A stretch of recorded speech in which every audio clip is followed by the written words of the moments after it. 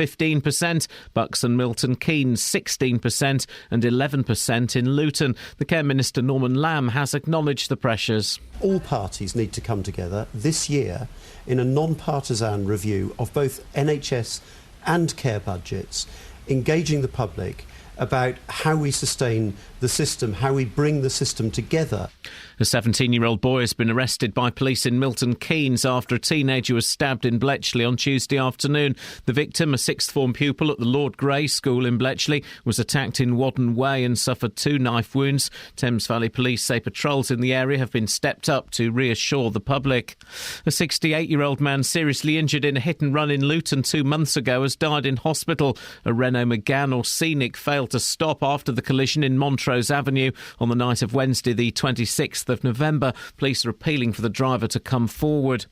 Residents in Houghton Regis are again calling for action to deal with off-road motorbikes being ridden dangerously and causing damage to playing fields. A local Facebook site for the town has highlighted tyre marks on Parkside Recreation Ground. These residents have mixed views. They don't feel safe playing in the park or walking across the recreation ground. And a couple of times they set fire to bikes on the field as well, so then all the debris is left. If there was somewhere for them to go biking, then maybe, but no one does that. And that's what they really like to do and they want to do. Most of these houses have got young families, and one of these days there's going to be a nasty accident. Over 20 firefighters tackled a blaze in a double garage in Newton Longville in Buckinghamshire last night. Crews were called to Stoke Road just before 9 p.m, with 2 gas cylinders also involved in the fire. Paramedics treated a man who was suffering from the effects of breathing in smoke. A Hertfordshire-born businessman has been appointed as McDonald's first British chief executive. Steve Easterbrook from Watford was credited with boosting sales for the chain in Britain when he became UK chief executive in 2006. In sport, Tottenham are through to play Chelsea in the League Cup final, but Spurs needed a late goal to draw 2-2 away to Sheffield United for a 3-2 aggregate victory. And Andy Murray faces Thomas Burditch later in the semi-finals of the Australian Open. The weather staying cold and breezy with sunny spells and scattered sleet and snow showers. A maximum temperature 4 degrees Celsius. And you can get the latest news and sport online at bbc.co.uk/3 counties. Morning, Iain Lee, BBC Three Counties Radio. Coming up on the show today, well, hang on a second. Across beds, hearts and bucks. This is BBC Three Counties Radio. So now I'm confused. Why? Well, you're back. You're the real Catherine Boyle. Yes. And interesting to note that you were off yesterday, the same day that Wally Webb was off. Shh. And we'll be talking about pensioners having sex later on. Kelly Betts, who are you today, Kelly? I'm Kelly Betts. Then what is Matthew Lockwood doing there? I'm trapped between 2 northerners. Wow. I said sandwich. Bullying It's more continues. of a bap, isn't it? We're more of a barm cake. You are a bully. It continues today. The bullying continues, Matt. Management said to me yesterday I shouldn't really be in the same room as you. But I said, well, you're not. You're in a different room. Well, so management, listen to my advice. Yeah. We've been watching the telly a bit this morning while we're waiting for you to come on. Oh, yeah. And they're talking about sleet and snow and that. Oh, and we had some words of wisdom from Matt Lockwood. It's winter. Yeah, It snows. He's not wrong, is he? What are you doing here, Matt? I have the team that I require. Why are you here? I don't know. He's Justin. Oh, flippin' heck. Thought the listeners were Justin. They did a very good job. They did an excellent job. All right, well, we'll find something to send you out. They need a professional. Sorry? They need a professional. Well, where are we going to get one at this time of the morning? Oh, dear God. You think we look pretty good together? You think my shoes are made of leather? But I'm a substitute for another guy. I look pretty tall, but my heels are high. The simple things you see are all complicated. Look pretty young, but I'm just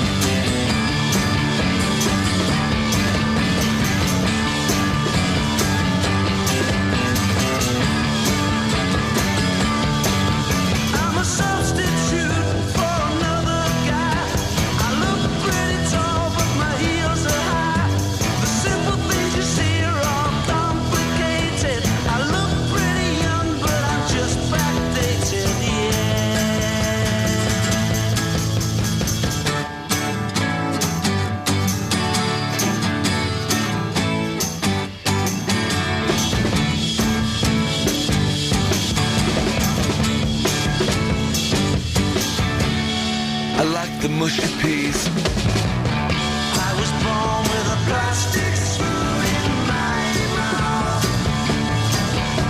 The north side of my town faced east and the east was facing south. And now you dare to look me in the eye. Those crocodile tears are what you cry. It's a genuine problem you won't try to work it out at all. Just pass it by, pass it by.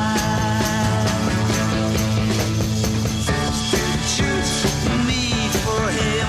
Substitute my coke for gin. Substitute you for my mum. Substitute my washing done. Substitute your lies for fact. I see right through your plastic mat. I look all white, but my dad was black. My substitute is really made out of sack.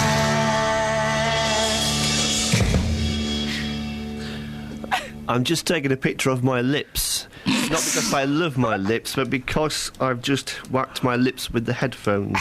And I'm just checking if I've actually injured my lips, if they're swollen. I don't think they are, though. Why are you taking a picture of them? Are you going to send them to NHS Direct or something? Yeah. What can they do? Actually, no, I'll put this on Twitter, actually. No, don't flip it. Wow. We've got to get him out. That's an adult person. Now, listen, let's do some stories, shall we? Our councils are spending significantly less on care for over 65s than they were 10 years ago. That's according to the latest BBC investigation, which looked at the amount local authorities have been investing in social care. Catherine's been having a look at what's going on here. What did this investigation show then? Well, it shows that there's been up to a 16% drop in the amount of money spent by local authorities across the board on social care. Hertfordshire saw a drop of 15%, Buckinghamshire and Milton Keynes 16% drop, and there's been a fall of 11% in Luton. The BBC's Alison Holt can explain how the figures were calculated. We went back to 2003 and looked at council spending there, and we looked at the population 65 and over at that point in time. And at that point, the amount being spent per person was 1,188. Roll forward 10 years and you do the same calculations. And by then, it had changed to £951 per person. So that's a 20% fall. And that's partly to do with tighter budgets, less real-term spending, but also this 17% increase in the ageing population. Now, councils say they're underfunded. The government say, we are putting money in, but there needs to be closer work between health and social care. But it is worth saying all the different nations within the UK are facing extra pressures from an ageing population. Well, it seems quite obvious to me. Adult care is, something that I guess people don't think about. I know who pays for it, but why don't you tell us, Catherine? It very much depends. The NHS may pay. It should pay if you need care primarily for a medical condition rather than just something associated with growing old, but that, of course, is debatable. If the NHS won't pay, then your income and capital will be assessed to see if you have to pay some or all of the fees yourself. If you own your own home, that will be your biggest asset, of course, but it won't be counted as an asset if a spouse or partner lives there, or a relative aged at least 60, or a disabled younger person. Otherwise, its value can be counted, and that rule will that will rule out any help with fees from the local council. However, you never have to sell your home to pay for care, though you will come under huge pressure to do so, and many people do. The local council should, and in England and from April this year, they must make a deferred payment agreement. The fees clock up week by week, but are only paid after your death from the estate. Until April 2015, if the council refuses, which it shouldn't, then you can simply refuse to pay fees, and under separate legislation, the council must provide accommodation, and you can recover fees from your estate. Yeah, my mum had to sell her house, and she's in a care home for a medical condition, MS, but they class it as social care as opposed to medical care. So that's why £1,300 a week she's paying. We've just had a 3.5% increase. Thanks, guys. What about council care? Well, I was going to say, all this talking about how you can hang out and wait for the council to stump up. Yeah. This is assuming you feel able to do so, and you can withstand this pressure. And also that the council can put you in a really crappy care home. There are some nice ones and there are some rubbish ones, and they will put you in the cheapest one they can find. As it comes to council care, if your money or savings are above £23,250, then you'll be expected to pay for yourself until they fall below that. When they do, the local authority should be paying, but you'll have to give up all your income except £24.40 a week for personal needs, and you'll make some contribution from your savings if they exceed £14,250. No one else can be expected to pay, but a relative or a friend can top up your fees to get you a better care or a nicer home. We get into the fun bit where mum's money is getting close to that £23,000 threshold, and we've got to apply for them to pay. It's crazy. 08459 455 555.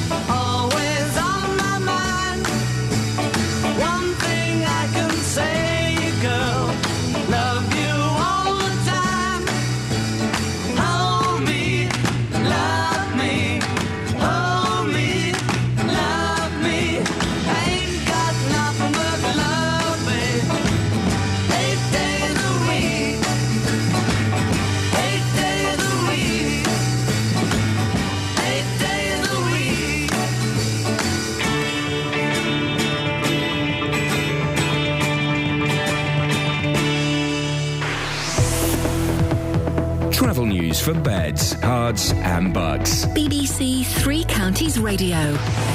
On the M1 northbound, there's a lane closed at junction 12 for Flitwick on the exit slip road because a van's broken down, but that's off the main carriageway, so it's not affecting any traffic at the moment. Looking at the cameras on the A1M, it's all looking very quiet at the moment. In Chingford on the A406 North Circular Road, there's been an accident at Hall Lane, so that's causing delays from the Crooked Billet interchange. And in Waterford on North Road, there's some telecoms works going on at Great Molwood, so that could cause you some delays this morning. On the trains, Thameslink services are suspended between Farringdon and St Pancras International, and as well as that, they've got a revised service running today between Bedford and St Pancras International because of the flooding that happened earlier this week. And if you're using the London Underground this morning, the Metropolitan line has severe delays between Harrow on the Hill and Aldgate. Samantha Bruff, BBC Three Counties Radio. Thank you, Samantha. It's 6:16. It's Thursday, the 29th of January. I'm Iain Lee. These are your headlines on BBC Three Counties Radio. Commuters face continued disruption on Thameslink trains into London this morning due to flooding in a tunnel, which has affected services since Friday. Spending in this region on social care for the over 65s has fallen in the last 10 years, and a 17-year-old boy has been arrested by police in Milton Keynes after a teenager was stabbed in Bletchley on Tuesday afternoon. BBC Three Counties Radio.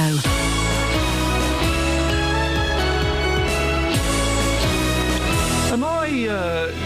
Kelly, you just buzzed something through to my ear a minute ago and I was not really paying attention. Matt, we're on air. Sorry.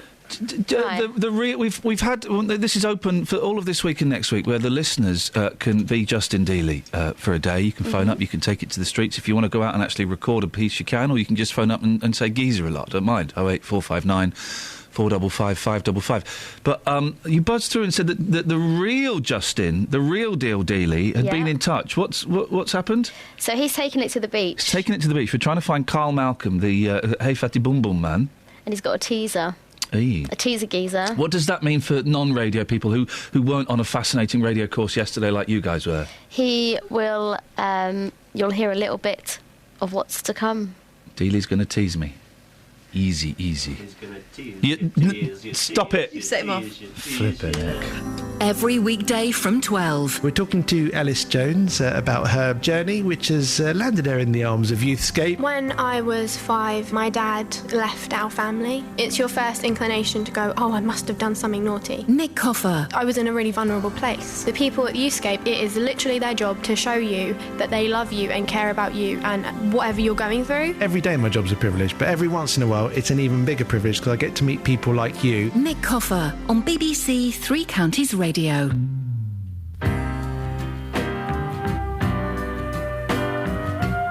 No. It's too.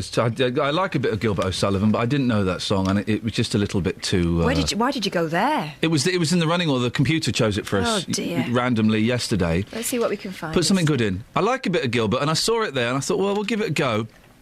But it was going to be a sombre one, and I didn't really fancy a sombre one. Hang on, what this one? Need a little bit of light in my... Hey, guess Pop what that month in. it is soon? Guess what? Guess what month it is soon?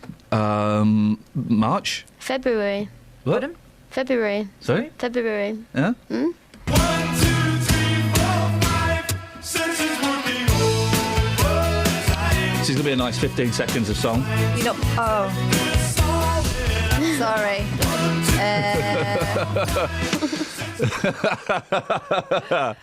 How long's on that one? On what one? This one. I just whacked him. Hang on a minute. There we go. Right, that'll do. Justin Dealey's going to help me.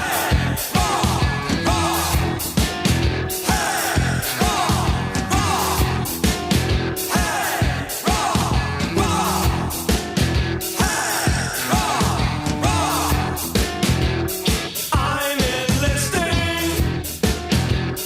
overseas aid. Need assisting, help with the maid. Get the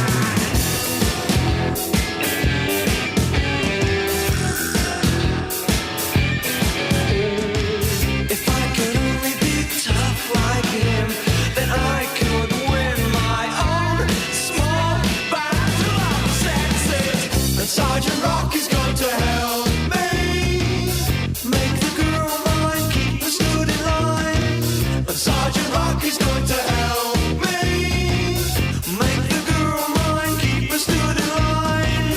Sergeant Rock is going to help me make the girl mine, keep her stood in line. Sergeant Rock is going to help me make the girl mine, keep her stood in line. Make the girl mine, wave the victory sign.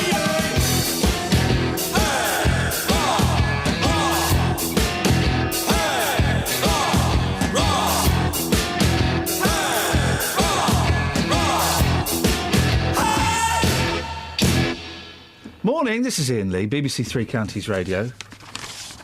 It's not. It's the care story that we just talked about. Oh yeah, what was remind me of it? What? That they've slashed by up to 16% in our area. Yes, there's been cuts all across The social care. The social care. Yes, Ian's in Bedford. Morning, Ian. In this country is atrocious. Sorry? I think care for older people in Britain is atrocious. And it's the same with the British people. They fail to help the older people who are robbed to pay for their care. To give you an example, last year Bedford Borough Council's mayor claimed that they were spending between 40 and 50 million pounds improving the schools for the children of Bedfordshire. What about the older people? What have they spent to look after the older people? They pay their taxes, they pay their council tax, and then they're robbed when they go into care. And as you've mentioned, they have to sell their homes to pay for care. I think it's atrocious. And then we've got no help whatsoever.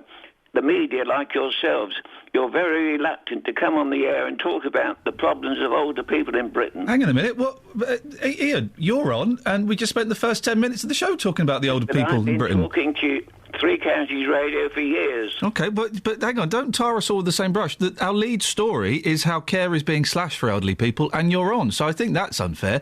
Right. Well, I don't, because I'm very, very angry at the way the English people allow us to be robbed.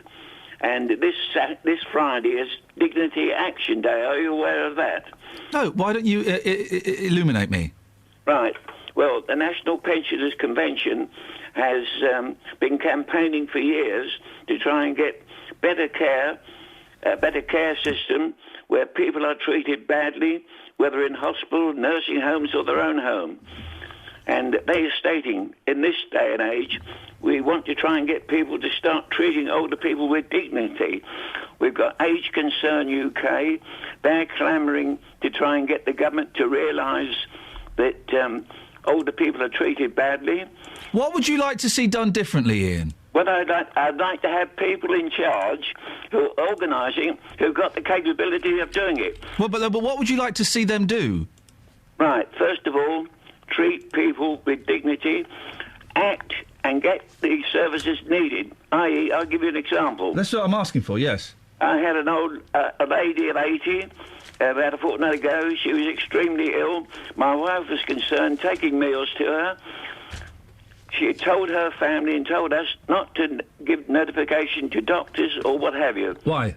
And so I took it on myself to go to phone social services. I spoke with Bedfordshire Adult Services and told them. They said, we will phone. I said, I don't want you to phone. It's a waste of time, because you say no thank you. But hang on, Ian, hang on a second. Let me interrupt. If that lady is refusing help, then you can't blame the social services for that. That's her decision. Well, no. Well, no, because if she is refusing help... Rubbish. No, hang on. No, Ian. What you're saying with the great... Can I speak, Ian, or... She is entitled... Can I speak or not, Ian? Can I speak? Yes. Thank you. If she is... It's a little bit patronising to force help on people who don't want it. If she's if she's refusing help, then what are social services supposed to do? I'll tell you what I did. I then went and visited her practice, her doctor's practice. I told them the situation, and the government, as you know, years ago cancelled the call where older people over a certain age were visited quarterly by their doctor. I gave a good account of what was happening. And but she's not. But Ian, listen, and it's Ian Pettit, isn't it, from the Bedford Association of Senior Citizens? Right. We should flag that up. That you have a vested interest. If people are refusing help, then what are social services can't force their way in. They can't force them to eat food or force them to have medical attention. Give the person the opportunity and try and encourage them. She's got the opportunity. She's got the opportunity, and she could call them up and ask for help. But she's asked you specifically. She's asked you specifically not to contact them. That's right. Yeah, and you ignored her wishes. That's right. Because she could be near to death. But she. Well, OK, Ian... what do you think to that now? Let me finish the story. Well, OK, you've got 30 seconds, Ian. The doctor phoned my wife and listened to my wife's story. She then phoned the woman, and the agreement was last week, I think it was. She said, if I don't get any improvement, I will phone you for help. Right, and then what happened? Did she get any improvement? We've got improvement because we've been feeding her. Well, then she didn't need... There is no Meals on Wheels today. Nobody wants to help you. No, but Ian, you've just said that the social services were prepared to help her, but she refused the help. And there is Meals on Wheels exists. Right. OK. Well, that's interesting. Whereabouts are they operating? I don't know, Ian. I don't have the details in front of me. Thank you so much. I do think that sometimes there are people that are looking for... you can't say the media don't talk about old people issues. We've always got Colette McKeveney on from Age... It is Colette McKeveney, isn't it? And she's going to be on later on. We've always got Colette McKeveney... Not always. We have her on a couple of times a month at least to talk about the issues surrounding old people. So it's unfair to say the media isn't interested. Our lead story is about old people care. We let Iain come on and talk for 10 minutes. I don't... We're always... Anyway, 08459 455 555. And if people refuse help... What I didn't get round to ask him if he's about old people having it away, which is a big story in the newspaper today. Maybe the time wasn't right. I know. I got it in front of me, and I thought actually it might be a little appropriate. But if people are refusing help, unless they're at death's door, and I think the council kind of can step in and say this person isn't able to look after themselves, isn't mentally capable. If they're turning down help, what can you do? And this is the point. That is a very proud generation. No one likes admitting that they're not dealing with things. And certainly they don't want to let the authorities in. I can completely understand why not. My granddad did it because he was worried about how much control they would take of his life. He wanted to live out his days the way he wanted to do it. Surely for the council, if the council were saying, well, I know best how to deal with this 80-year-old woman. She says she doesn't want help, but we know she does, so we're going to visit her 3 times. Well, then that's quite patronising, and there will be groups that will be complaining... That was an infringement. 08459 455 555. Your thoughts on what Iain had to say? Travel news for beds, cards and bugs. BBC Three Counties Radio. On the M1 northbound, there was a breakdown at junction 12 for Flitwick, and that means the lane was closed on the exit slip road, but that has now just reopened. And looking at the speed sensors, it's all moving fine past there at the moment. Checking the cameras on the A1M, that's all moving very well, and no reports of any problems so far on the M40. In Hertford, on Ware Road, there's some temporary traffic lights at Raynham Street, and on the trains, Thameslink services are suspended between Farringdon and St Pancras International, and they've also got a revised timetable in place today between Bedford and St Pancras International. That's because of the flooding problems at Farringdon. And on the Underground, the Metropolitan line has minor delays between Harrow on the Hill and Aldergate. Samantha Bruff, BBC Three Counties Radio. Across beds, hearts and bugs. This is BBC Three Counties Radio.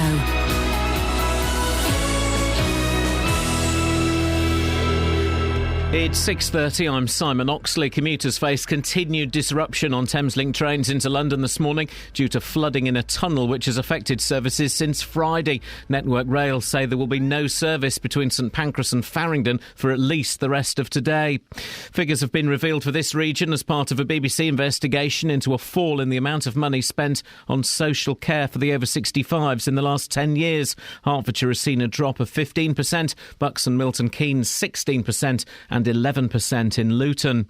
And a 17-year-old boy has been arrested by police in Milton Keynes after a teenager was stabbed in Bletchley on Tuesday afternoon. The victim, a sixth form pupil at the Lord Grey School in Bletchley, was attacked in Wadden Way and suffered 2 knife wounds.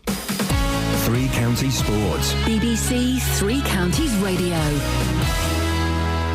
Tottenham are through to play Chelsea in the League Cup final, but Spurs needed a late goal to draw 2-2 away to Sheffield United for a 3-2 aggregate victory. Here's the Sheffield United manager, Nigel Clough. We had a good chance after 5 or 10 minutes. That could have changed the complexion of the game.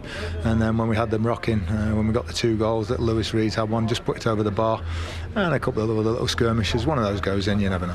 Chelsea striker Diego Costa has until 6 p.m. today to respond to the charge brought against him by the FA for an alleged stamp during the League Cup semi-final with Liverpool on Tuesday. The incident was missed by the officials but picked up by the cameras. Costa could be banned for Saturday's Premier League match with Manchester City. Ahead of tomorrow's trip to Championship leaders Bournemouth, the Watford manager Slavisa Jokanovic says he hopes to make more signings in the final days of the transfer window, but he's also happy to focus on the players he has ahead of the key trip to the South Coast. I'm still waiting for some players more, but I am working with my team. I am thinking about my players, and actually my safe or my solution is here with working with players who is actually in the squad. And Andy Murray faces Thomas Burditch at around 8:30 this morning our time in the semi-finals of the Australian Open. BBC Three Counties News and Sport. The next full bulletin is at 7. Wee Willie Wonky. Call 08459 455 555. BBC Three Counties Radio. That's the phone number. Don't wear it out. Imagine, has anyone's name ever actually been worn out by overuse? I've got some programmes on my Sky Plus that get worn out from overuse. Oh. We call it that. That means Mummy's fed up of it and has deleted. You delete it. CBeebi's Panto is hanging by a thread. Those CBeebi guys. But is Katie in it? She's in all of them. Well, then keep it. Andy Day is a baddie in most of them. Why? I don't know. Tall, I think. Well, the thing is, we've met Andy. This is like a conversation just for mums and primarily mums and some dads. All right. Well, you can substitute it for the presenters of your day, like Brian Cant. Yeah. Well, we know. Well, Floella Benjamin. Yeah, well, you know why? You know, we've met Andy Day, and he is actually evil in real life. He is quite evil. I mean, what a thoroughly unpleasant man. There is a sadistic glimmer in that. It really eye. does. Just that eye. Yeah, just the other eye's beautiful. Yeah. I mean, it's partly the height, it's partly the bubble cut he's got. He really is a thoroughly unpleasant man. Speaking of thoroughly unpleasant men, yeah, I saw this story the other day. You've got to tread carefully. Go on. Oh gosh, here we go. Tread carefully around this one, Kels. Okay. I think I can only read the first paragraph. I can read a bit more. Oh no. A man Can you read any of it? Well, I can. Do you just want to point to it to me and I'll give you the reaction? No. Parents, maybe it's time the kids went and brushed their teeth, yeah? For the full 2 minutes. For the full 2 minutes. And don't just move your head about on your hand. You've got to do the actual brushing. I would hate them to think of ponies in this way. Oh no, not that one. Not that one. The man who smelt of horses. A man accused of having sex with a pony has denied he had 3 cans of deodorant to help with horse smells. Wow. In court, Alan Barnfield, 44, was asked why he had the Lynx sprays on a late-night walk past a field of horses. Oh, gosh. Cops found him sweating and smelling of horses, the court heard.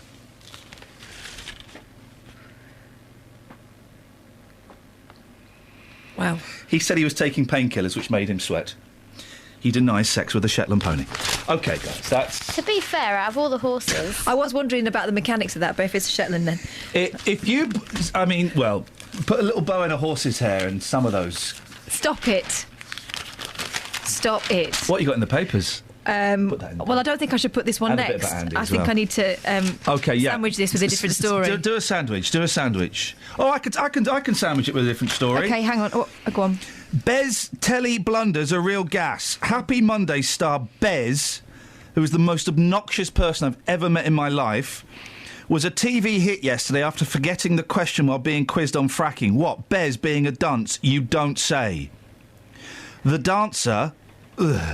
50, was protesting in Preston when Sky's Mike McCarthy asked what's wrong with fracking. Bez replied, it's a set of lies as there's an alternative for clean energies. And, what was the question again? Wow. Is he still standing for... Yeah, he is. And honestly, most people I can forgive their rudeness, their arrogance and their attitude. But that man, I met him twice, thoroughly unpleasant gentleman.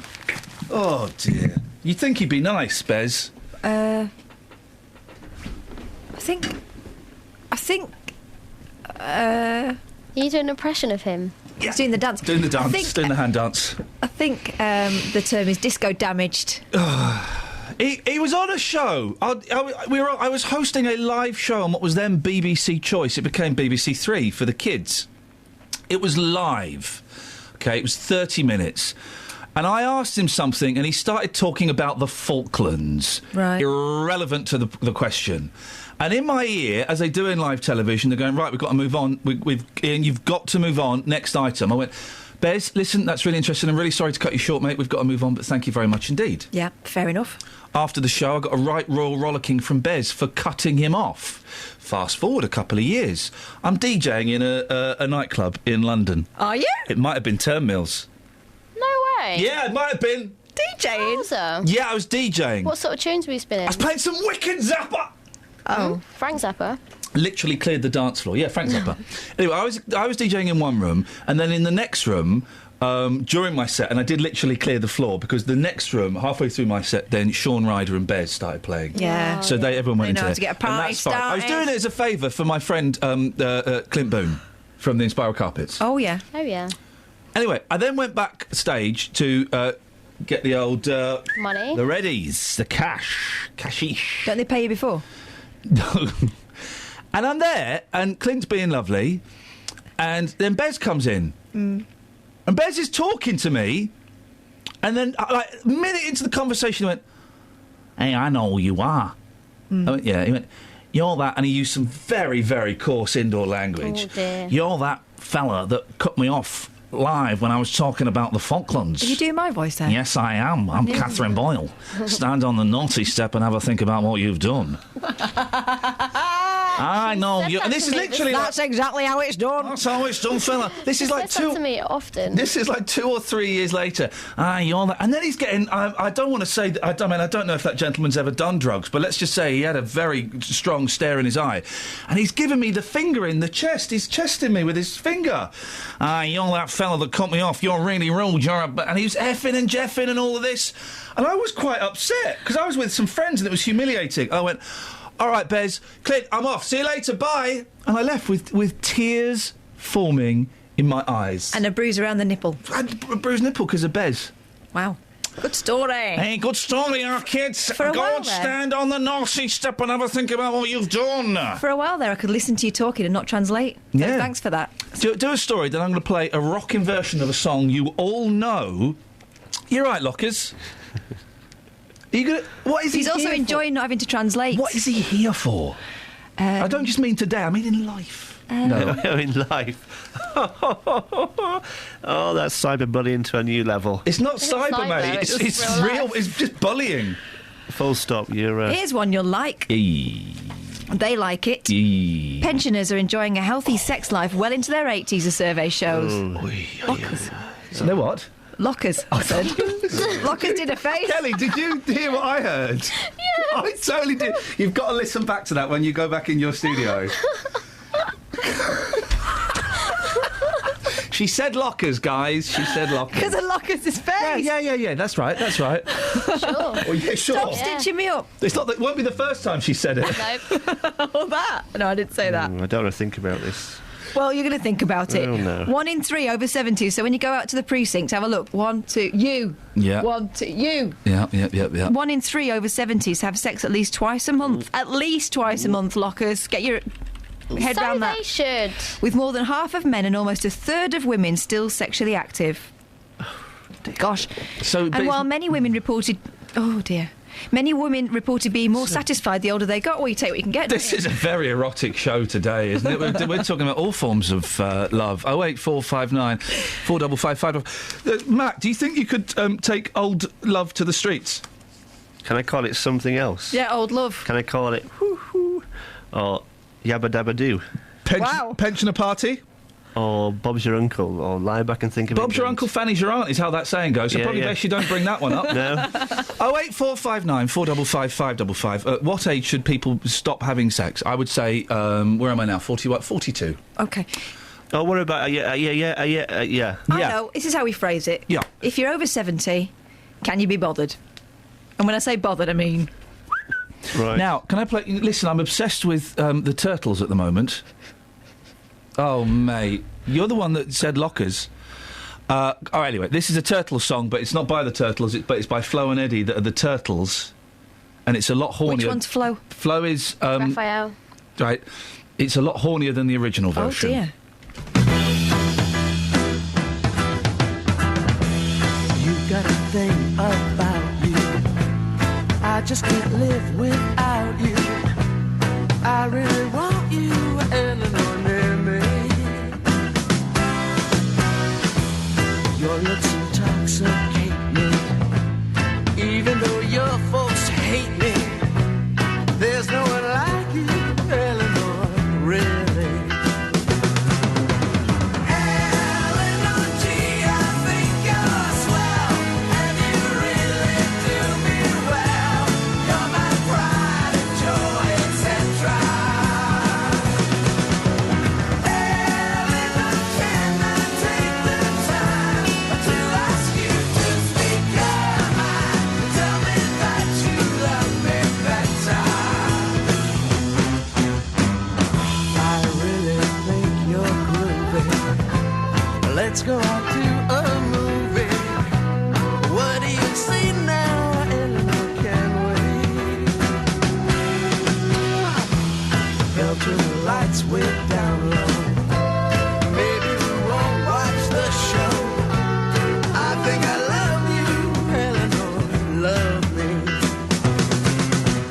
Eleanor G, I think you're swell, and you really do me well. You're my pride and joy, etc.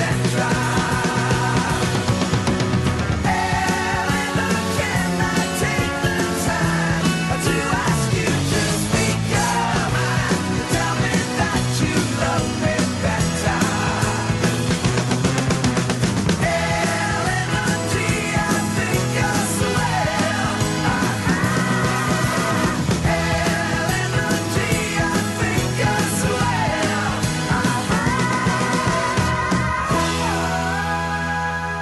Seriously, I'm beginning to think that the Turtles, even though that's not the Turtles, but it's Flo and Eddie from the Turtles, I think they're the best band in the world. I think there might be. I was watching a documentary about them yesterday. I got halfway through it, and then my youngest came home, and I thought, oh, good, he'll enjoy this.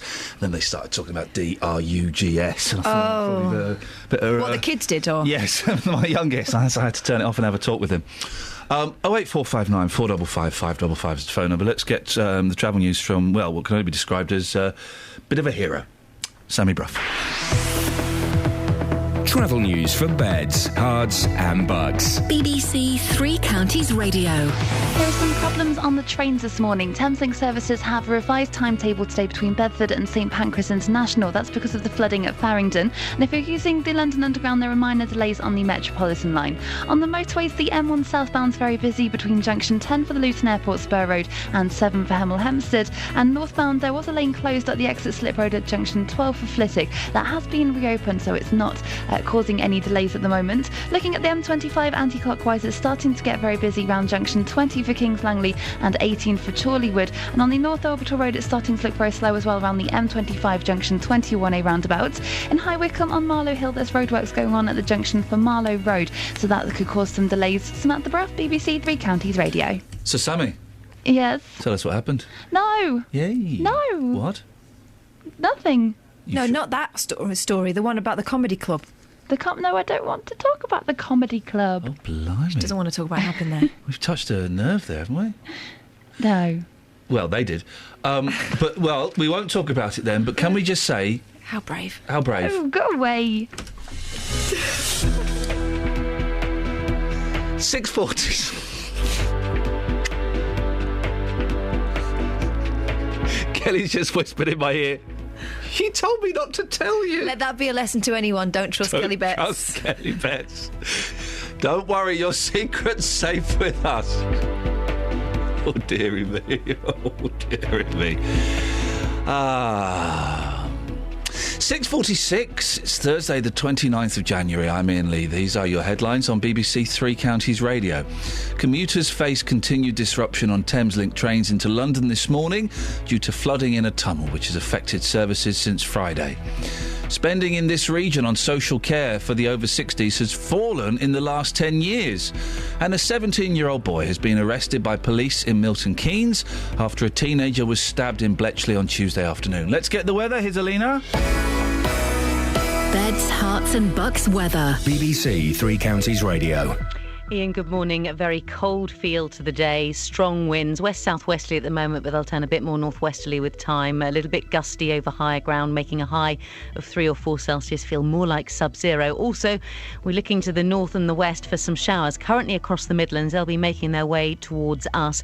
And at first, it'll be rain and sleet, but as time wears on, it's much more likely that we will see some snow in places. Now, probably not amounting to much. All of the warnings from the Met Office are for much further north of us. But yes, we could see some snow this afternoon, but given that it's coming across in the form of showers, it might well be a little bit hit and miss. There'll be further showers around through this evening and at first tonight, but then they will start to fade away, still keeping that strong wind, so it should keep the frost at bay just, but in shelter we could see the odd pocket of frost, temperatures getting down to around 0 or 1 Celsius. A bit more cloud around through tomorrow morning, and that will push further showers across. Initially some sleet and snow, but as the day wears on, a little bit more likely it could turn more sleet and rain, because temperatures will just be up a bit tomorrow at around 5 or 6 Celsius, though it's still going to feel cold because we'll have a strong wind. And we've got strong winds still at the weekend. They'll be more northerly in direction, which should mean that most of the showers will either go down the western side of the country or the eastern side. So for most of us, it will be largely dry with some sunshine, but always feeling cold in the wind.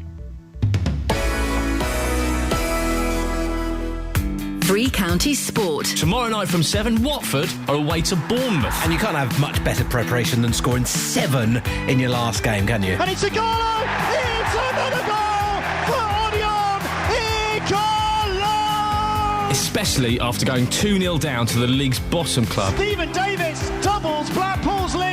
That was quite a turnaround in the second half. But that was Blackpool, and Bournemouth are a much better side. Top of the table, so this is going to be a lot tougher. One of the most important months in Championship is January. And you can hear how the Hornets get on in Three Counties Sport. Tomorrow night from 7 here on BBC Three Counties Radio. I like Taiwan. I don't know anything about Taiwan. I used to think it was the same thing as Thailand. No, mate, no, they're completely different. I know. Well, I didn't realise that. What do we know? Let's pool our knowledge together. Now that Matt's gone, the IQ level has raised significantly. Let's pool our knowledge together. What do we know about Taiwan? Anything? It makes a lot. They do make made in Taiwan. Is that still the thing? I think most of those things are made in China now. Yeah, exactly. Aren't they? China's taken them over. So what is it? Is Taiwan? Is it an island? I'm assuming it's an island near the Philippines. I'm literally guessing. Making it up. But this is, if you were on Mastermind and they asked you a question, what do you know about Taiwan? This is what you do. You've got to have a go, because those passes, it will count as a pass if you just go past. Whereas if you have a go, you won't lose the point, but then if you're in a tie-break situation, it's not a pass. And you don't want to do a bez. Sorry, what was the question? What was the question? I'm too busy thinking about the Mondays. With teeth. What do you know about Taiwan? Originally, I thought it was a form of martial arts. What? You know, like Tai Chi. Taekwondo? Yeah, exactly. Taiwan. Yeah, I'm a black belt in Taiwan. Exactly. Having searched it, I know it's officially the Republic of China. What? Yeah. What do you mean? It's officially the... That's China. It's owned by you. It's part of the Republic of China. Yeah, whatever that says, I just read it to you. Yeah. You missed that. What else you want from me? Well, give us your top 3. By the way, if you want to play this at home, then good luck. Give us your top 3 Taiwanese facts from the internet that you've just looked up. Okay, so that's one. Well, it's the Republic of China. All right, okay, yeah. Taiwan is an island which has, for all practical purposes, been independent since 1950. But you just said it's the Republic of China, mate, so you're contradicting yourself there. Well, do you mean it's the Republic of China? The internet is contradiction. Say it. Say the first sentence again. Which one? The Republic of China one. Taiwan. This is Wikipedia. Okay. Of course it is. Taiwan, officially the Republic of China. Such a... OF. Yes, OEV. Well, then how can it be independent? I'm not saying that this is... Taiwan is... I'm reading right, I'm going... I don't think she's even capable of reading facts about Taiwan. Let me go to... What was that site you mentioned? So just type in Taiwan. Yeah, but what site are you looking at? I'm not actually clicked on a site yet. I'm for flip! This is where she's. You can't be bothered. Taiwan, officially the Republic of China. I'll give her that. She just made it up. Yeah. Taiwan, officially the Republic of China. Scroll down. Hang on, is there an end of that sentence? No. It's a fish, that doesn't matter. All right, let's have some more facts about China, Taiwan. From me? Yes, please, mate. I wish I hadn't started this. I wonder how big... Do you say Taiwan or Taiwan? I say Taiwan. Taiwanosaurus Rex. Which is interesting, because the Natural History Museum is getting rid of the Diplodocus, which I used to call Diplodocus. Diplodocus, so did I. They're getting rid of the Diplodocus in the entrance. Why? What for? It's been there since 1889. Apart from when it went missing? Yeah, in that movie with Peter Ustinov. They're going to replace it with a whale. Oh. Well, it's not a real Diplodocus anyway. It's only a cast of a Diplodocus. So good riddance. Good riddance to bad dinosaurs. That's going to take 2 years. Anyway, so they're going to... Taiwanosaurus Rex. China angrily denounces raising of Taiwanese flag in Washington. I don't know. I'm not interested in China. I want... Anyway. So that's what we know about Taiwan. More Taiwanese facts tomorrow. But that's not all we know. There's a reason I mentioned it. Go on. Taiwanosaurus Rex... Stop. ...has banned children under the age of 2 from doing what? Picking their nose. Incorrect answer. I'm looking at you, Kelly, which means I'm hoping you'll say something instead of you going off into dream state.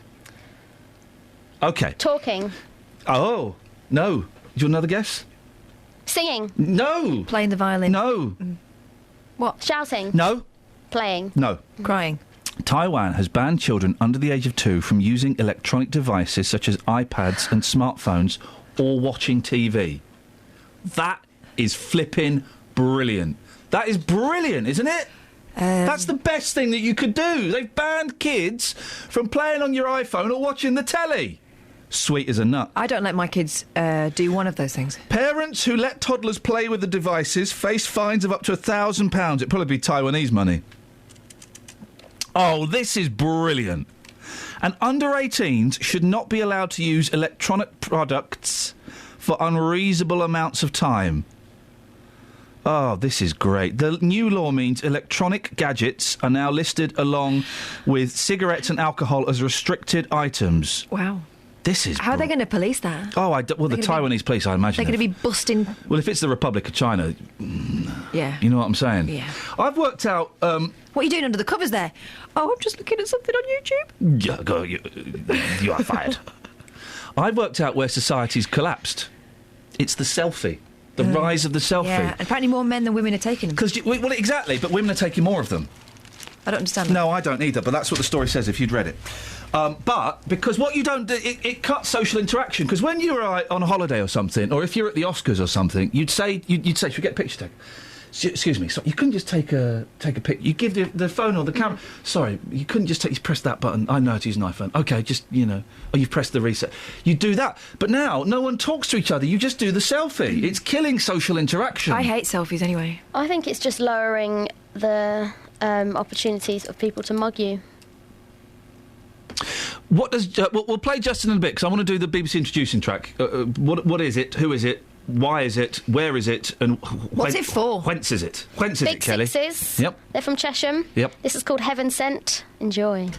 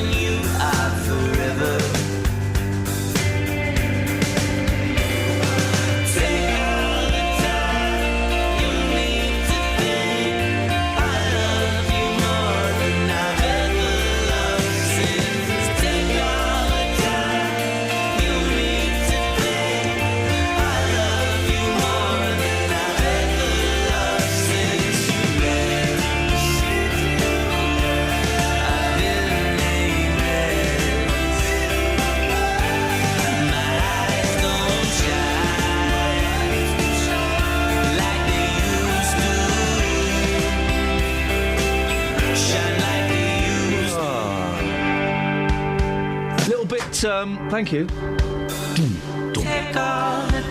A little bit like the old...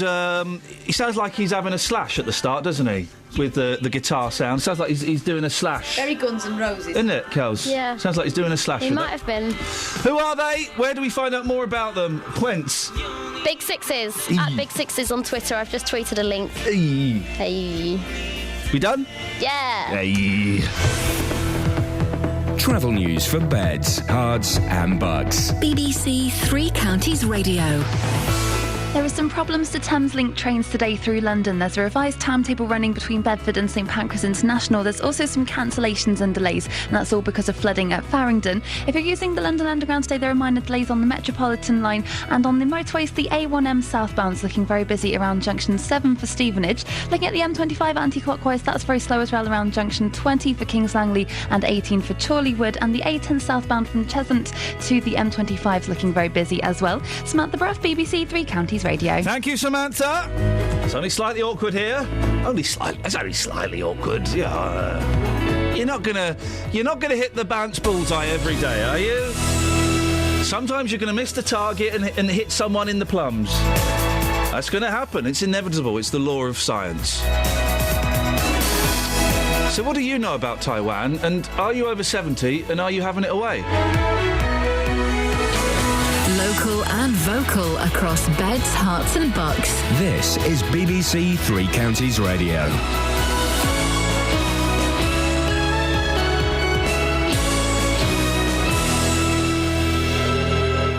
It's 7 o'clock. I'm Simon Oxley. The headlines: continued disruption on Thameslink trains, fall in spending on social care in this region, and teenager arrested over Bletchley stabbing. BBC Three Counties Radio. Commuters face continued disruption on Thameslink trains into London this morning due to flooding in a tunnel which has affected services since Friday. Network Rail say there will be no service between St Pancras and Farringdon for at least the rest of today. It means a revised timetable from Bedford and Luton into the capital.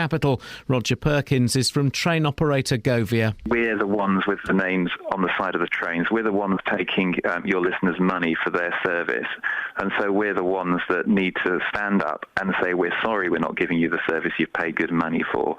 People are entitled to compensation. People can apply for that online. It's called delay repay. We would urge people to apply for that. Figures have been revealed for this region as part of a BBC investigation into a fall in the amount of money spent on social care for the over 65s in the last 10 years. Hertfordshire has seen a drop of 15%, Bucks and Milton Keynes 16% and 11% in Luton. The Care Minister Norman Lamb has acknowledged the pressures. All parties need to come together this year in a non-partisan review of both NHS and care budgets, engaging the public about how we sustain the system, how we bring the system together. A 17-year-old boy has been arrested by police in Milton Keynes after a teenager was stabbed in Bletchley on Tuesday afternoon. The victim, a sixth form pupil at the Lord Grey School in Bletchley, was attacked in Wadden Way and suffered 2 knife wounds. Thames Valley Police say patrols in the area have been stepped up to reassure the public. A 68-year-old man seriously injured in a hit-and-run in Luton 2 months ago has died in hospital. A Renault Megane or Scenic failed to stop after the collision in Montrose Avenue on the night of Wednesday the 26th of November. Police are appealing for the driver to come forward. Residents in Houghton Regis are again calling for action to deal with off-road bikes being ridden dangerously and causing damage to playing fields. A local Facebook site for the town has highlighted tyre marks on Parkside Recreation Ground. These residents have mixed views. They don't feel safe playing in the park or walking across the recreation ground. And a couple of times they set fire to bikes on the field as well, so then all the debris is left. If there was somewhere for them to go biking, then maybe, but no one does that. And that's what they really like to do and they want to do. Most of these houses have got young families, and one of these days there's going to be a nasty accident. Over 20 firefighters tackled a blaze in a double garage in Newton Longville in Buckinghamshire last night. Crews were called to Stoke Road just before 9 p.m, with 2 gas cylinders also involved in the fire. Paramedics treated a man who was suffering from the effects of breathing in smoke. A Hertfordshire-born businessman has been appointed as McDonald's first British chief executive. Steve Easterbrook from Watford was credited with boosting sales for the chain in Britain when he became UK chief executive in 2006. In sport, Tottenham are through to play Chelsea Chelsea in the League Cup final, but Spurs needed a late goal to draw 2-2 away to Sheffield United for a 3-2 aggregate victory. And Andy Murray faces Thomas Burditch later in the semi-finals of the Australian Open. The weather staying cold and breezy with some sunny spells, but also scattered sleet and snow showers. A maximum temperature 4 degrees Celsius. And you can get the latest news and sport online at bbc.co.uk/3 counties. Thank you, Simon. Morning, this is Iain Lee, BBC Three Counties Radio. We're talking about care for the elderly and how there have been cuts in the area. What do you know about Taiwan? And apparently more older people are having it away. Not as we speak. No, I hope not. It could be. It's been a very sexy show this morning. I mean, that's certainly true. But let's just hope. So, common sense is prevailing. How do we ask the question? Are you ever too old for people making love while I'm talking? That's Jonathan's attitude towards it. I don't want people making love while I'm talking. And nor do I. Stop talking. No, stop making love. Are you? I don't know. Are you ever too old? Are you ever too old? I mean, you just get bored of it, wouldn't you? Depends who you're doing it with, I suppose. I bet that 50 Shades of Grey has got everyone thinking. Not really. I read about 25 Shades of Grey. I got about halfway through it. Were you not thinking? Got a bit fed up with them, to be honest. Across beds, hearts and bucks. This I think he's Three Counties Radio. I think he'd be a bit of a nightmare to go out with, that lad. Well, he's always got that gaffer tape with him. I only know. I don't know. Is that what it's about? It's a bit about that. It's a little bit kinky, isn't it? A little bit kinky. Yeah, but... Do you want to go and watch the film with me? Yeah, go on then. All right, nice. Have we got any texts? Yeah. Go on. One. Oh, really? Well, two, but one of them's rude. Do you want the rude one as well? Yeah, why Because you were talking about turtles. Oh, no, I don't want that one. No, well, exactly. No. Imagine what might be happening at someone's house. I don't want that one. Elliot in Bath, or in the Bath, says, hope you're all well. I've got a potential phone-in. Things you've owned that have been worn out from overuse. I don't know whether I like the link. That could be very, very dangerous territory. If that's... Still, 08459 455 555. That will do us nicely. Shall I crack on? I would. I'm going to crack on. Thank you very much indeed. Now, a BBC investigation has found there's been up to a 16% drop in the amount of money spent by local authorities on social care for the over 65s in the last 10 years. That's despite there being more people of that age group around. Hertfordshire has seen a drop of 15%, Bucks and Milton Keynes has seen a 16% drop, and there's been a fall of 11% in Luton. Well, the BBC's Alison Holt explains how the figures were calculated. We went back to 2003 and looked at council spending there, and we looked at the population 65 and over at that point in time. And at that point, the amount being spent per person was 1,188. Roll forward 10 years and you do the same calculations, and by then it had changed to £951 per person. So that's a 20% fall, and that's partly to do with tighter budgets, less real-term spending, but also this 17% increase in the ageing population. Now, councils say they're underfunded, the government say we are putting money in, but there needs to be closer work between health and social care. But it is worth saying all the different nations within the UK are facing extra pressures from an ageing population. Now, I'm joined in the studio by a woman whose mum is currently in a rehabilitation centre, but she wants to be cared for at home rather than going into a nursing home. We're calling you Susan because you don't want to use your real name. Tell me a little bit about your mum. She's in her late 60s, isn't she? Yes, good morning, Iain. Morning. Yes, my mother is just entered her late 60s, so still a young woman. And I have unfortunately had the sort of bad luck in the past couple of years to encounter many different people within the social services and NHS system, some of which are absolutely fantastic and couldn't do more, and others which are extremely detrimental and give the NHS and social services a bad name. And we have battled for 2 years against severe, what I would call ageism, really. And there seems to be that throughout this country where there is, let's get old people, once they're retired, what use are they to society? Sell your house, go into a home. I think if you need to go into a residential care home in this country, there are many fantastic ones around. And if that's ideal for you, fantastic. But unfortunately for my mother, she neither needs nor wants to go into a care home. She's not well. What's kind of wrong with her? Unfortunately, she suffered a major stroke 2 years ago. On top of that, she has heart failure and renal failure. However, in herself, she's a very happy, outgoing person still. She is left with right side paralysis and advanced aphasia, which is the inability to express herself verbally. But she's still there. She's still yes, completely mentally, with she's it. completely there. Mum is there. So, unfortunately, it's robbed this wonderful, intelligent, selfless woman of the ability to communicate and walk properly. However, she's perfectly still capable of living in her own home. And we've had intense pressure over the past 2 years to put both my parents into a home, even though my father is perfectly physically able to stay in his own home, purely because he's in his 80s. He's a lot older than my mother. So what she needs help around the home. What help does she need? Well, she needs help with personal care, so washing, transferring to the bathroom and back, and help with preparing her food and giving her food. She can feed herself. She has no issues with that. Now, there is a wonderful thing within the NHS called continuing care, which should be a joint venture between social services and the NHS as under a multidisciplinary team, which I believe your producer touched on this morning, early on in your show. Now, continuing care is the NHS's best kept secret. They do not want to do an assessment because it places a huge legal burden on them in this country to get it right. If they get it wrong, there can be many, many implications for them. And it's a very, very simple... It's made into a complex thing, but it's very, very simple.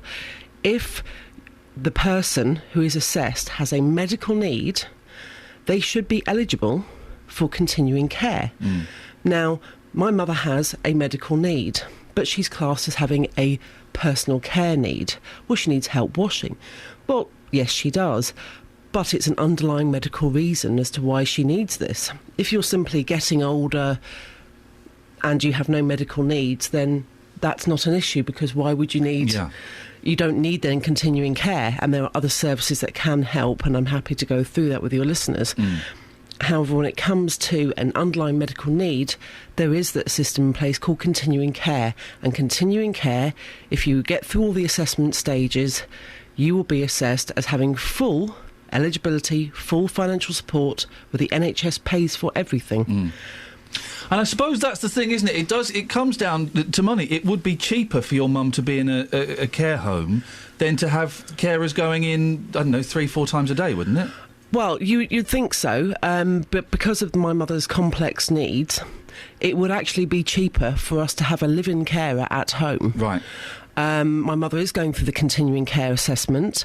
I didn't know of its existence until 10 weeks ago, and I have had to battle and threaten and plead and beg. She's finally been assessed, but they have put through the assessment as her having 3 hours worth of care per day, which isn't what's needed, and it has been admitted unofficially to me by social services and the NHS that, you're being selfish by not putting her in a home, so that's the maximum we're going to pay for her in the community. Right. Now, the expert care, the carers that will be coming in, costs more per day than it would per week to have a living carer. So the NHS is wasting money on these things which don't meet the needs of people. Now, some of these care homes, some are bloody awful. Some of these care homes are brilliant. And, Absolutely. And people thrive and they get new leases of life in them. And I know a lot of our listeners that they have partners or parents that are in care homes. Why are you and why is she so reluctant to go into a care home? I think mainly because she's still a young woman. I think there's a lot of ageism in this country of once you hit 65, what use are you to the country? I consider just over 65 still a young age. She's very much an active person with the community, within her friends, within her social group, and for her being in a care type facility in this country it wouldn't do anything for her meet her mental or social needs status. She doesn't. To her, then she's sitting with a group of people who are 20, 30 years older, and it doesn't meet her social needs and it doesn't really meet her physical needs, because unfortunately care homes, some of them have fantastic staff, But they are constrained by budgets as well, and it doesn't meet the needs. She's in a rehabilitation centre now. How long has she been there, and what happens next? Well, the rehabilitation centres are basically like cottage hospitals. So they work on intensive physiotherapy to try and get them more mobility and to get more movement back in. And they are looking to discharge her soon, but they need to get a care package in place first, and that will take 6 to 7 weeks. So we're now waiting for the continuing care to come through, and then hopefully we can get her home with a live-in carer. Stressful. You've given me some reading that might be helpful for my mum, and I'm going to have a little look at that, so thank you for that. And it is that interesting thing of what they class, the social services in the NHS class as medical care or social care. And they are like I say, my mum has got MS, and they are very good at classing that as, it's not medical care that she needs, it's the social care, so we don't have to pay for it. And I know, and I sat in a board for 2 hours last week arguing the toss over this, so, and what a surprise that was rejected. I can completely appreciate that. I have had to physically remove a social worker from my parents' property before, when she referred to my mother as it and told me to stick it in a home. I did offer her the door to open it or not open it when I showed her out the door. However, as the case I've handed to you there, the Grogan case, which you are please feel free to use, and it does mention a woman in similar circumstances to your mother. Now, what also happens if, as in the case with my mother, they should have done a continuing care assessment 2 years ago when she first had a medical need when she was hospitalised. This never happened. What happens within the NHS is they first of all ask the question which you should never respond to, never answer, which is, will your mother be self-funding? And I went, well, my parents can't really afford it, they have no savings, but whatever it takes, I'll do it. Situation, and you'll do it whatever you can for your parents. And they wrote down the words, daughter will pay for everything. And I have been for the past 2 years. Susan, listen, we're running out of time. You mentioned that before you came in that there were some places that people go to if they're a little bit worried about this. And absolutely, I've got some websites, addresses that I'm happy to pass on to yourself to load up onto your load up onto the BBC website. I would say that those websites will be quite helpful. They can contact their solicitor specialising in continuing care cases, which I'll pass on the details for, and that also social services do have a couple of good things which you can go to.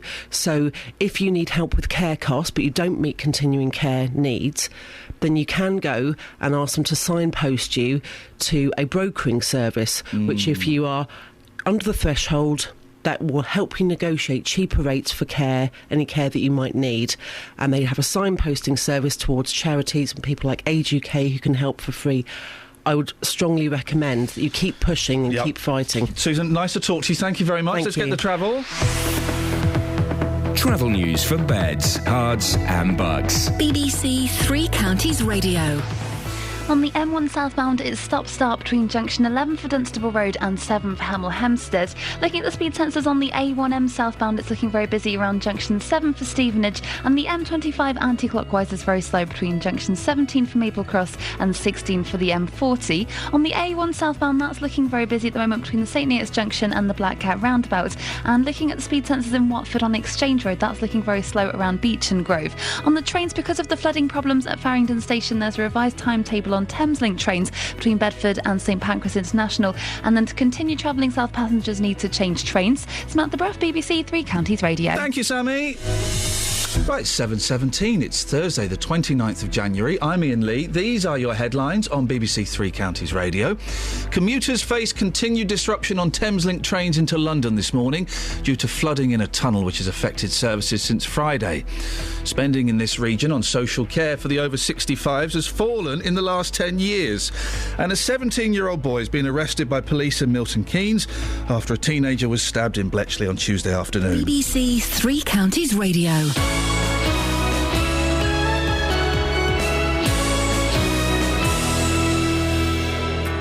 Every weekday from 3. Let's talk about your story. They're little globules of it's chocolate. What is that sticking out of that? That's the abdomen of the ant. Roberto Perroni. Film critic Richard Fitzwilliams, welcome to the programme. Richard, will you be watching Rambo 5? They are unsubtle, they are silly, and they do not appeal. Overweight people are being ignored, humiliated and insulted on a regular basis. When you're in the supermarket, people watching what you're picking up and passing comments. Can I ask you, Claudette, what does it cost to have a cycle of IVF when you decide, well, I have to have children? It all totalled to nearly £25,000. When you're in such a low and desperate place, you'll do anything. Roberto Perroni on BBC Three Counties Radio.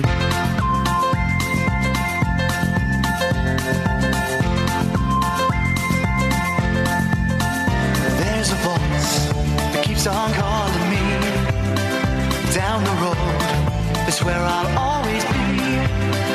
Every stop I make a new friend. Can't stay for long, just turn around and I'm gone again. Maybe tomorrow I'll wanna settle down. Until tomorrow I'll just keep moving on. Down this road that never seems to end. When new adventure lies just around the bend. So if you wanna join me for a while, just grab your hat, come travel light, that's hobo style. Maybe tomorrow I'll wanna settle down. Until tomorrow, the whole world is my home. So if you wanna join me for a while, just grab your hat, come travel light, that's hobo style. Maybe tomorrow I'll wanna settle down. Until tomorrow, I'll just keep moving on.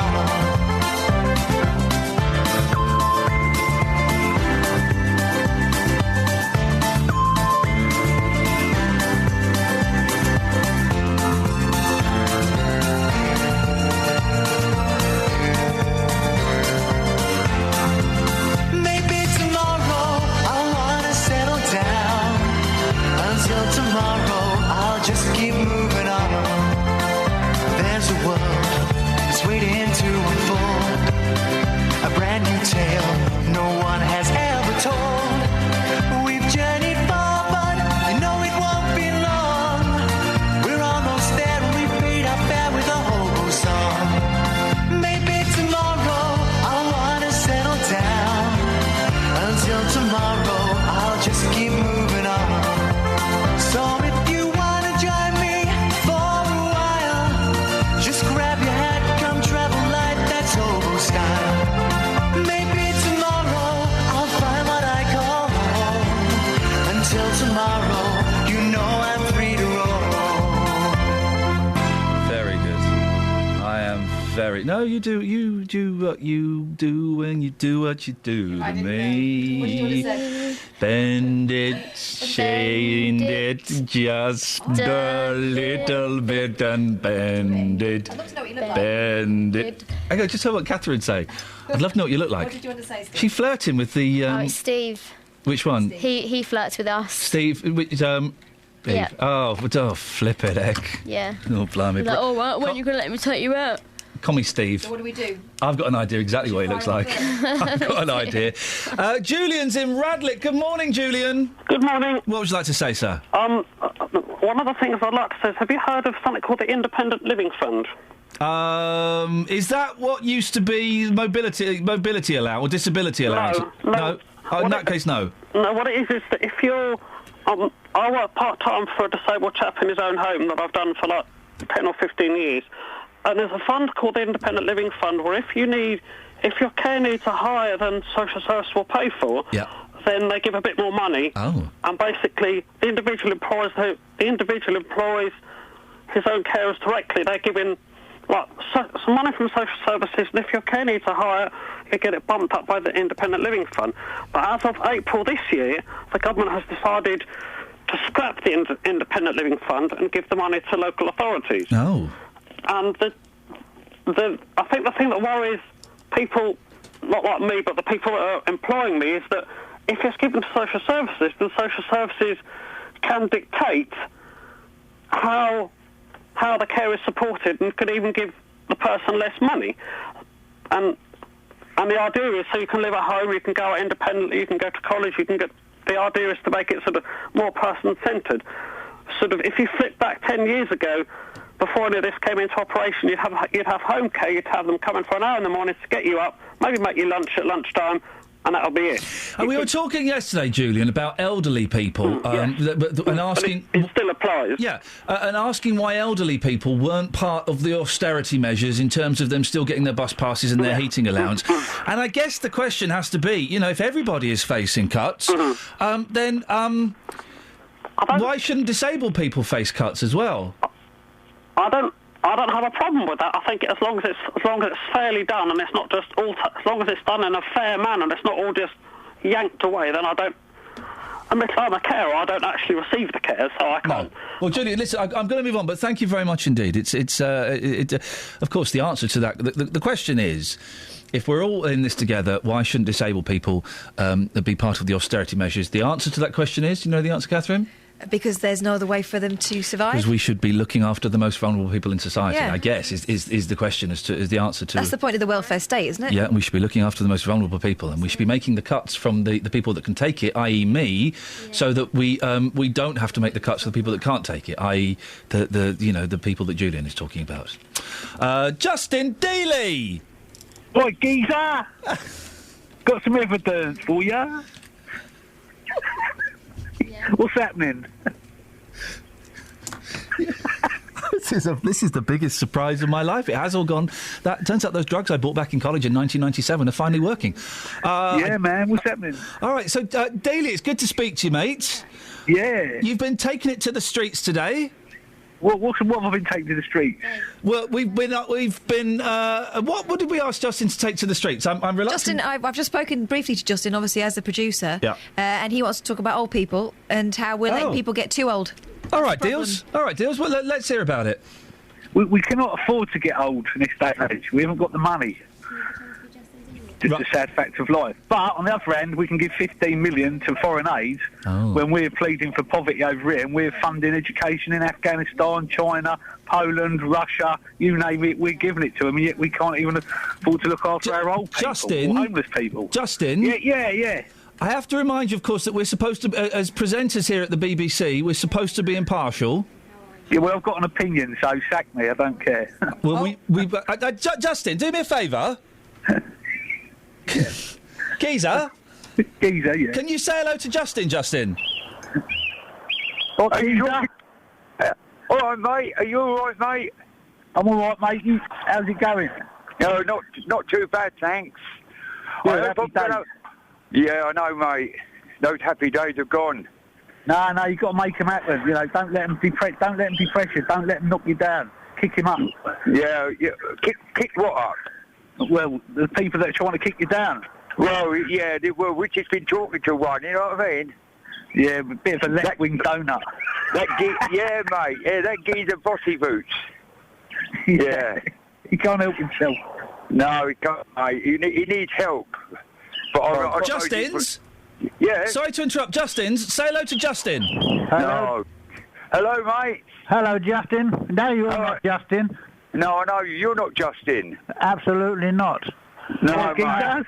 That's Iain with one of his so-called pranks.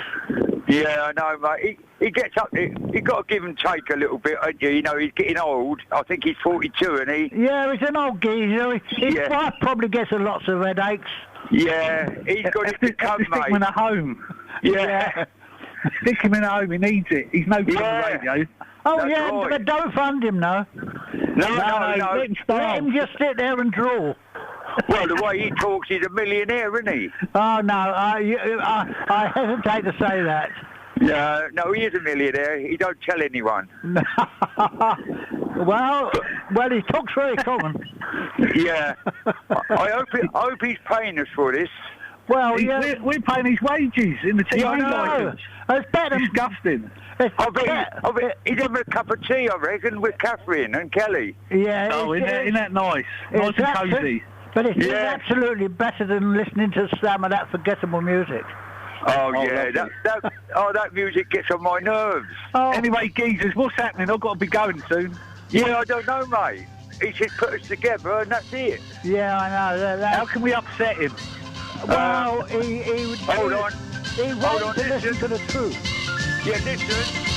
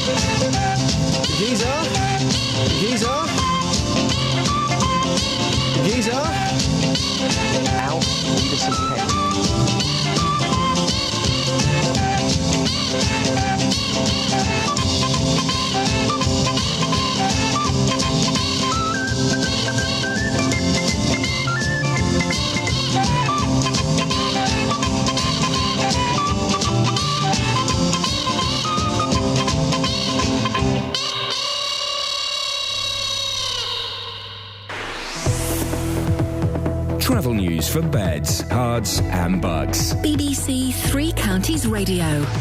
On the M1 southbound, it's stop-start between junction 11 for Dunstable Road and 7 for Hemel Hempstead. Looking at the speed sensors, the A1M southbound, that's very busy between junction 3 for St Albans and 1 for the M25. On the M25, anti-clockwise, it's looking very slow between junction 17 for Maple Cross and 16 for the M40. And Hemel Hempstead, the A41 southbound's also looking very slow from 2 Waters Road towards the M25 at junction 20 for Kings Langley. And in Clop Hill, looking at the speed sensors on the A6 Bedford Road, that's very slow between Back Street and the A507. On the trains, there are some delays and disruptions to Thameslink services through London. They're using a revised timetable between Bedford and St Pancras International. So there's also some cancellations and delays, and it's all because of the flooding at Farringdon. Samantha Braff, BBC Three Counties Radio. Across beds, hearts and bugs. This is BBC Three Counties Radio.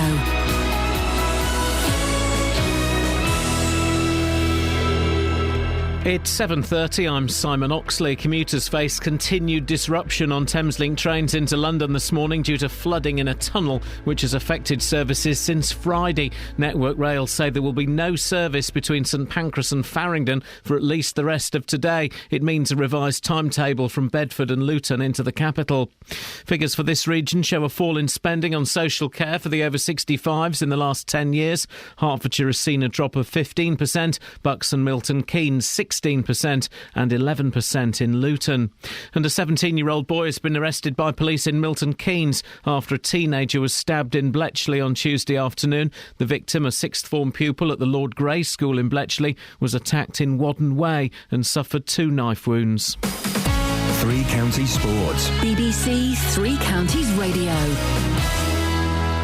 Tottenham are through to play Chelsea in the League Cup final, but Spurs needed a late goal to draw 2-2 away to Sheffield United for a 3-2 aggregate victory. The Spurs manager, Maurizio Pochettino, can't wait to play at Wembley. Happy for our supporter, our player. They deserve to go to Wembley. I think it's a big thing for the club. Difficult to analyze the game because when you create the chance and doesn't score, you always give the possibility to come back to the game, to the opponent, and that was happened tonight. Chelsea striker Diego Costa has until 6 p.m. today to respond to the charge brought against him by the FA for an alleged stamp during the League Cup semi-final with Liverpool on Tuesday. The incident was missed by the officials but picked up by the cameras. Costa could be banned for Saturday's Premier League match with Manchester City. Ahead of tomorrow's trip to Championship leaders Bournemouth, the Watford manager Slavisa Jokanovic says he hopes to make more signings in the final days of the transfer window, but he's also happy to focus on the players he has ahead of the key trip to the South Coast. I'm still waiting for some players more, but I am working with my team. I am thinking about my players, and actually my myself or my solution is here with working with players who is actually in the squad. And in tennis, Andy Murray faces Thomas Berdych at around 8:30 this morning our time in the semi-finals of the Australian Open. BBC Three Counties News and Sport. The next full bulletin is at 8. Call 08459 455 555. BBC Three Counties Radio. Dilly's not even here, and he's on the show more than normal. We've still got to play his beach teas. Little beach teas in a bit. Catherine, remind us what we're talking about so that the listeners can really get involved and decide whether they want to continue listening or switch over to Heart. The amount that some councils are spending on care, social care for people over 65 has gone down by about 60% across the country. Oh, I've got a sore throat. It's a throat sweet. Yeah, well, okay, well, could you not? Found it useful as an aid memoir. Oh, she's speaking Spanish. I'm not. It's French. All right, go on then, boss. Carry on. I don't. Go on then, boss. We're also staying with the elderly, and they're staying at it, apparently. What was the stat? I can't remember. That loads of old people are doing it. At least twice a month. They're trying to make babies. Now, it made Lockwood recoil in horror. Yeah, Matt Lockwood. He's only like 27 or something, but he's about 63. Mentally. In dog years, no, in human. He's weird, isn't he? He's a character. Yeah, that's what we'd call him. Has he gone out to the streets? He has, and I had a little chat with him beforehand as to how he would phrase this. I mean, he's going up to strangers, elderly people in the street, and broaching quite a very personal subject. This isn't Generation X. They're not talking about it willy-nilly. Willy-nilly's the problem. If an old couple, like in the 80s, had a baby, would the baby be 30 years old? What? Eventually, yeah. That is a great question. Let's try it. Try it. If you're 80 and you've got a baby, we want to try an experiment on you. Oh, I've made myself laugh with that, but it's a good question. No. It's a sensible question. It's a sensible, good question. No. Well, do you know? I do know. You don't know? Have you ever seen an old baby? I wouldn't know, would I? Baby Pat. What? It would come out with a little flat cap. Ever seen an old baby?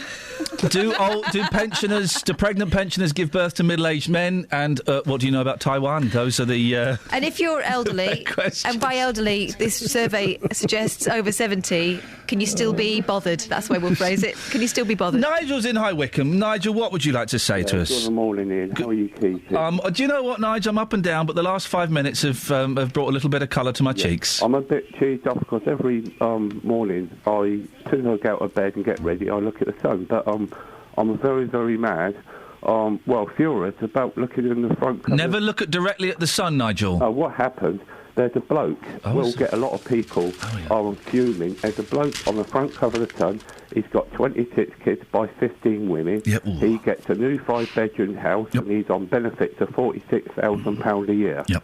I mean, this election coming up, what I'd like to see a party what gets rid of all these, scroungers getting money out of hard-working people, like yourself and JVS and... Well, let's be honest, JVS and I, we don't really work very hard. We sit on our bums for 3 hours and talking. But it's just a joke. I mean, when the hell it's got to be a situation when the government realises,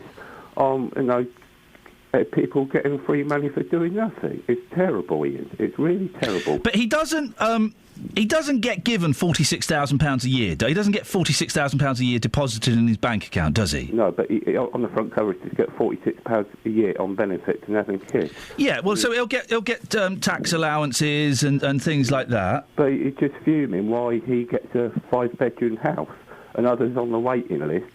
Well, he lives with his. I just saw the figure. He lives with his 6 kids and 2 grandkids. Yeah, I mean, so that's a lot of. You could argue that the house is too small for him. Yeah, but they shouldn't have all these kids. If they can't afford to have kids, they shouldn't have kids, should they? It's terrible, Ian. Yeah. He's got arthritis. I know, but... He says, I've done loads of jobs in the past. Yeah. I've not been on the dole all my life. It's the kids that stop me from working and also my arthritis. It's terrible when you sort of look at even other people, pensioners. I think with this election, looking at it when you had the MP on JVS show, I think I think Cameron's going to get in again. I think it's stupid to go to voting Labour, and I think Cameron will sort of... I feel sorry for this fella. The more I read this story, I know you because the Sun wants you to hate this man, and the Sun wants you to hate everybody on benefits. You know that, don't you, Nigel? Yeah, but I mean... Listen to this, right? This is so sad. This is a really sad story. I don't get £900 cash in hand. No. The housing benefit goes to my housing association. I've got a lot of children, and I've got regrets that I'm not in contact with them all. He doesn't see all his kids. Well, isn't that sad? Well, no, I think it's going to... I think, looking at this today, I think people will have mixed reactions where... And all these people getting 46 grand benefits down to 26. But I don't. How many people are getting £46,000 a year in benefits? Not a lot. No, and that's the thing I think we need to remember, Nigel. Yeah, there are some chances, and there are some slackers, and there are some lazy people. Yeah. I don't know about this fella. I mean, it's written so we think it. But there's only a handful of people who get this amount in benefits. Yeah. What you should be angry about, Nigel, surely, is things like, did you see that Apple, you know the company Apple that makes the iPhones? Yeah. They made £16 billion in a quarter, right? The highest amount ever made by any private company, or public company, by any company, right? Yeah. Do you think that they pay all their tax? Yeah, but what he's got in the... I did read... do you think that they pay all of their tax? Google, do you think they pay all of their tax? Stop. What should be on the front page, I would have thought, instead of picking on the minority of people who maybe play the system and get a few quid out of it, surely we should be looking at all those huge corporations that aren't paying their tax properly. Yeah, but it just... I think, I mean, it's just saying on the page... 6, it's just got it's showing this down to 26. I'll tell you what you should do. Forget page 6 and 7 because it's got. But go and look at page 5. Page 5 is a much better. You'll enjoy page 5, Nigel. 08459 455 555. Now, you might remember a few months ago we brought you a story about kids on motorbikes invading a cricket pitch in Houghton Regis. Well. Oh, man, the problem has come back, and it's not confined to the recreation ground. I take my children to the park. They're on the field, so my children aren't safe. They don't feel safe playing in the park or walking across the recreation ground. And a couple of times they've set fire to bikes on the field as well, so then all the debris is left on the field, and that's a danger to the children and obviously to dogs. It's pretty bad, actually, mainly on the walkways. It's dangerous for children coming out of the houses because most of these houses have got young families, and one of these days there's going to be a nasty accident. I think it's ridiculous. The police won't do anything about it. Apparently they're fine to do it. They've nearly run my own children over, and I've reported it several times. Well, Andrew Selous is the Conservative MP for South West Bedfordshire. Good morning, Andrew. Good morning. It's depressing, isn't it? Well, I'm really sorry to learn about this issue. We did manage to solve it with the cricket pitch, didn't we? Yep. And I'm determined that we'll do the same with Parkside Rec, Chelsea Gardens, Side Farm Road, Trident Drive, and all the other places in Houghton Regis where this is a problem at the moment. So I will absolutely be getting on to the police, but I do also want to try and have a look to see if there is somewhere that we can put a motocross track where it wouldn't disturb neighbouring residents, so there is, a legal, safe alternative. Is it because we've spoken about this before? I've spoken about this. There is a motocross track not too far away, I think. Isn't there one in Dunstable? Well, there's a new skateboard park being built in Dunstable, so there are things for younger people to do, being provided by the local councils, which is excellent. But motocross is clearly popular. What is completely unacceptable is that people do it in this dangerous way around where people live and down alleyways and in local parks and on pavements and so on. So we've got to stop that. But we do need to find somewhere. And the police actually ran an excellent project a couple of years ago, and I'll certainly talk to the police and Central Bedfordshire Council to see if we can try and get something like that up and running again. But it's also a question of finding a site that doesn't disturb neighbouring residents, because if there's continual noise for neighbouring residents, that's not nice. I'm guessing... I just can't believe we can't find somewhere to do this which wouldn't disturb people. I'm guessing we heard there from one of the people who said she's seen motorbikes set alight. I would imagine if they're setting bikes alight, they're probably nicking them. And would they be the kind of people, do you think, Andrew, that would respond to what sounds like an excellent idea of getting a legitimate motocross site up and running? Well, I think if you have a legitimate, safe fight, then there's no compunction at all about the police clamping down hard and crushing bikes where they've been used illegally, and putting every penalty and sanction in place that the law allows. The police do try hard. I will talk to the police about what more they can do, what their tactics are. I did see one comment that they'd arrived with their sirens going, and that gave the bikers warning. Yes. To get away down alleyways and so on. So I'll talk to the police about how they're doing it. But I'd also like to look at an alternative provision as well, if that's possible. Well, Andrew, listen, we know that you took the cricket pitch on board, and well done for that. Can I just ask, am I right in thinking that you're caught up in the whole Thameslink fiasco at the moment? Yes, Whereabouts are you?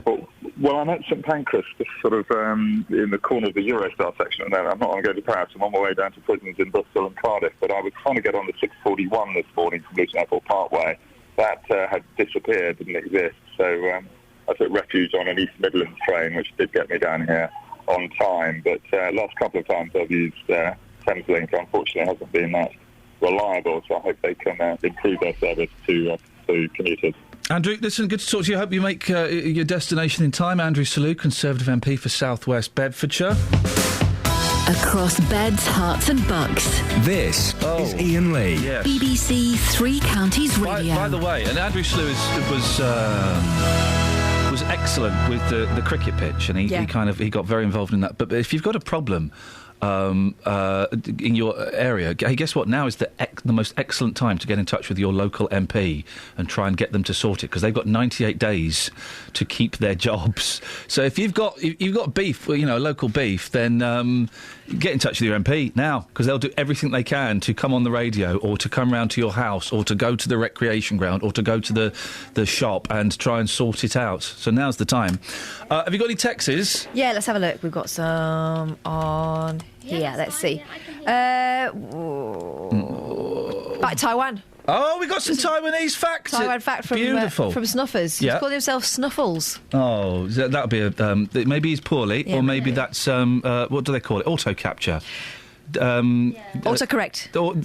Is that it? Yeah, you could do with that. Taiwan is part of the Republic of China, but it's also legally known as a state. Hence the confusion. Yeah, well. China controlled Taiwan until the Chinese Civil War in the 40s. Since then, the communist regime in China refutes claims that it should be a separate state. They rejected independence in 2008. Fun facts: in Taiwanese schools, teachers move classes, not students. Hey, well, here's the thing. Do you know what the most popular dinosaur is in the Orient? It's the Tyrannosaurus Rex. Stop it. In Taiwanese schools... Teachers move classes, not students, and Taiwanese people are wary of rain due to a history of acid rain, and they have musical bin lorries. Hey, that sounds awesome. Travel news for beds, cards and bugs. BBC Three Counties Radio. There are some delays on the trains this morning because of flooding at Farringdon stations. There's a revised timetable on Thameslink services between Bedford and St Pancras International, and that's continuing travelling south passengers need to change trains. The 7:56 service from Luton to Bedford is cancelled, and the 7:58 service from Luton to London is delayed. On the motorways, the M1 southbound is stop-start between junction 11 for Dunstable Road and 9 for Redbourne, and the A1M southbound is looking very slow on the cameras between junction 3 for St Albans and 1 for the M25. Looking at the M25 anti-clockwise, it's very busy round junction 19 for Watford, and in Beaconsfield on the Amersham Road, that's looking very slow between Ledborough Lane and London Road. Also looking very slow on Amersham Hill into High Wycombe. Samantha Bruff, BBC Three Counties Radio. 7:46. It's Thursday, the 29th of January. I'm Iain Lee. These are your headlines on BBC Three Counties Radio. Commuters face continued disruption on Thameslink trains into London this morning due to flooding in a tunnel which has affected services since Friday. Spending in this region on social care for the over 65s has fallen in the last 10 years, and a 17-year-old boy has been arrested by police in Milton Keynes after a teenager was stabbed in Bletchley on Tuesday afternoon. Coming up, we'll find out, are older people really at it more? But before that, let's get the weather. Here's Alina.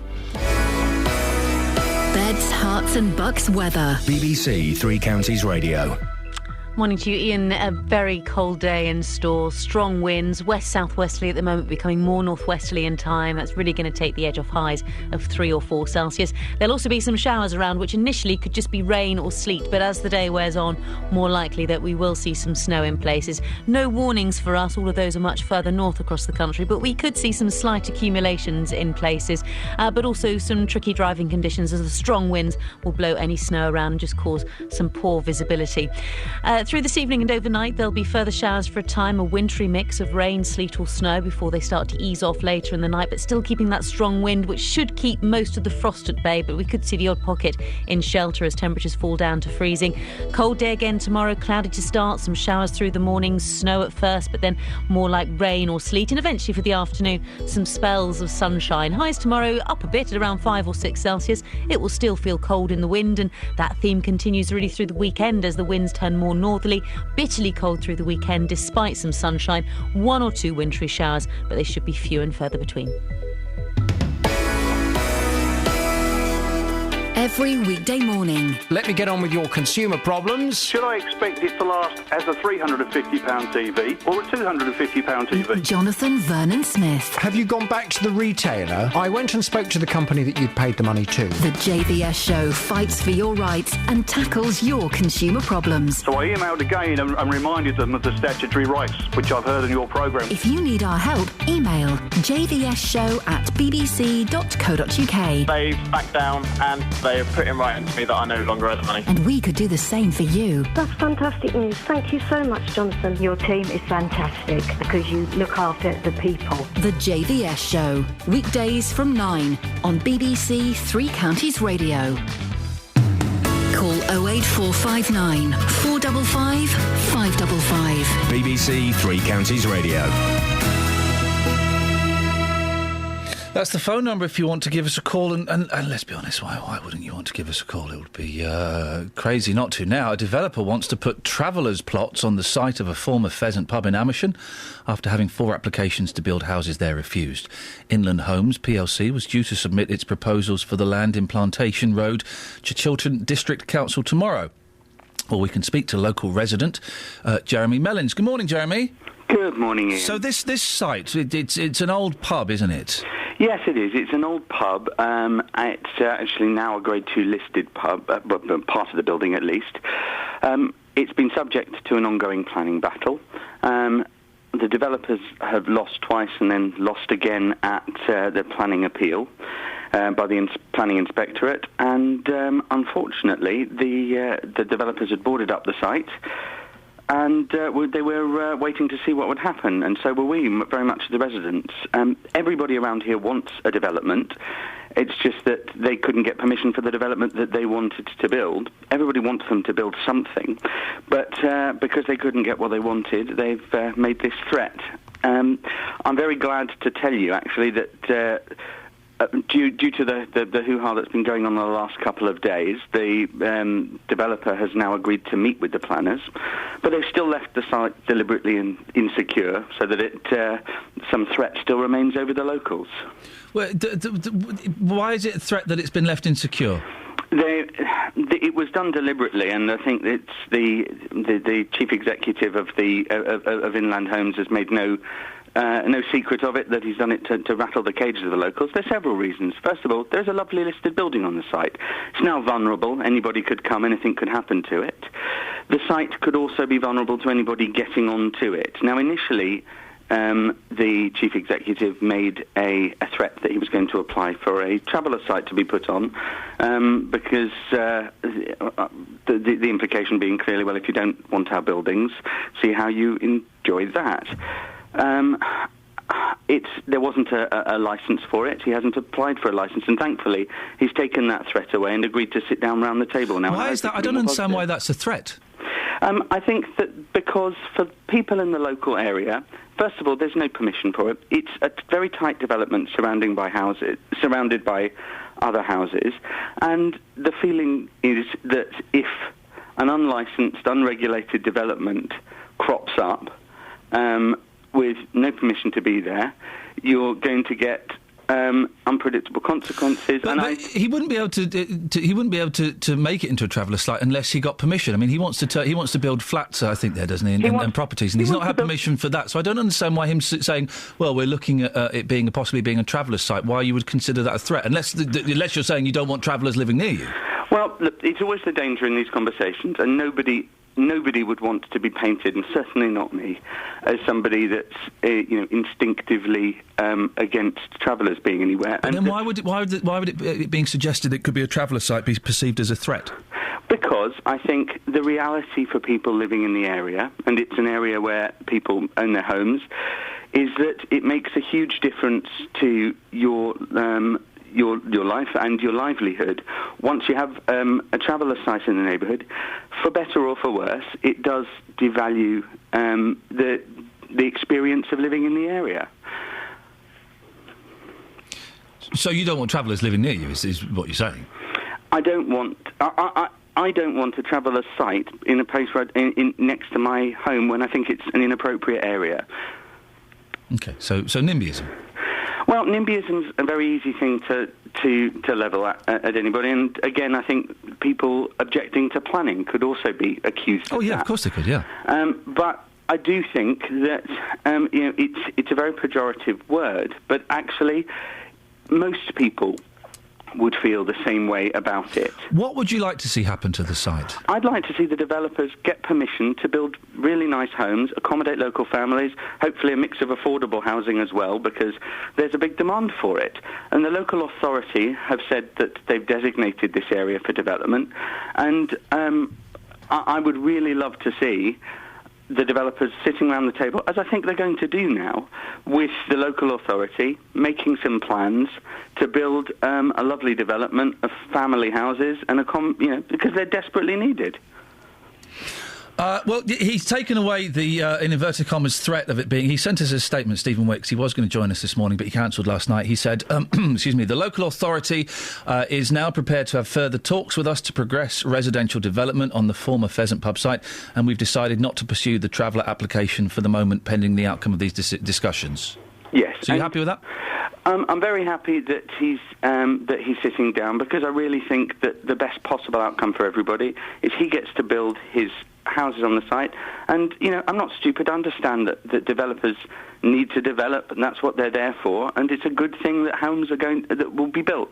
But I just think that the heat needs to be taken out of it. Everybody needs to calm down and build some lovely houses, accommodate some families, and get on and make this... It's still a lovely neighbourhood, and will continue to be one into the future. Without the travellers? Well, without the travellers, at this stage... Jeremy, I've got to move on. Thank you very much indeed. Jeremy Mellins, 08459 455 555. Karen's called in about this. Morning, Karen. Yes, hello. I did want to speak to that gentleman. I was just wondering if they did turn it into flats. I've not been listening to all of it. I think he was on about he was going to build flats or something. Would he mind if gypsies moved into the flats? And he's on about families, lovely families having homes. Well, I'm a gypsy and I've got a lovely family. None of us has got criminal records. We've all got jobs and we all pay our taxes. But it's the same old. He doesn't want a gypsy caravan site next to where he lives. So where is people got to go? Can you understand why he wouldn't want a gypsy caravan site next to his flat? It would devalue...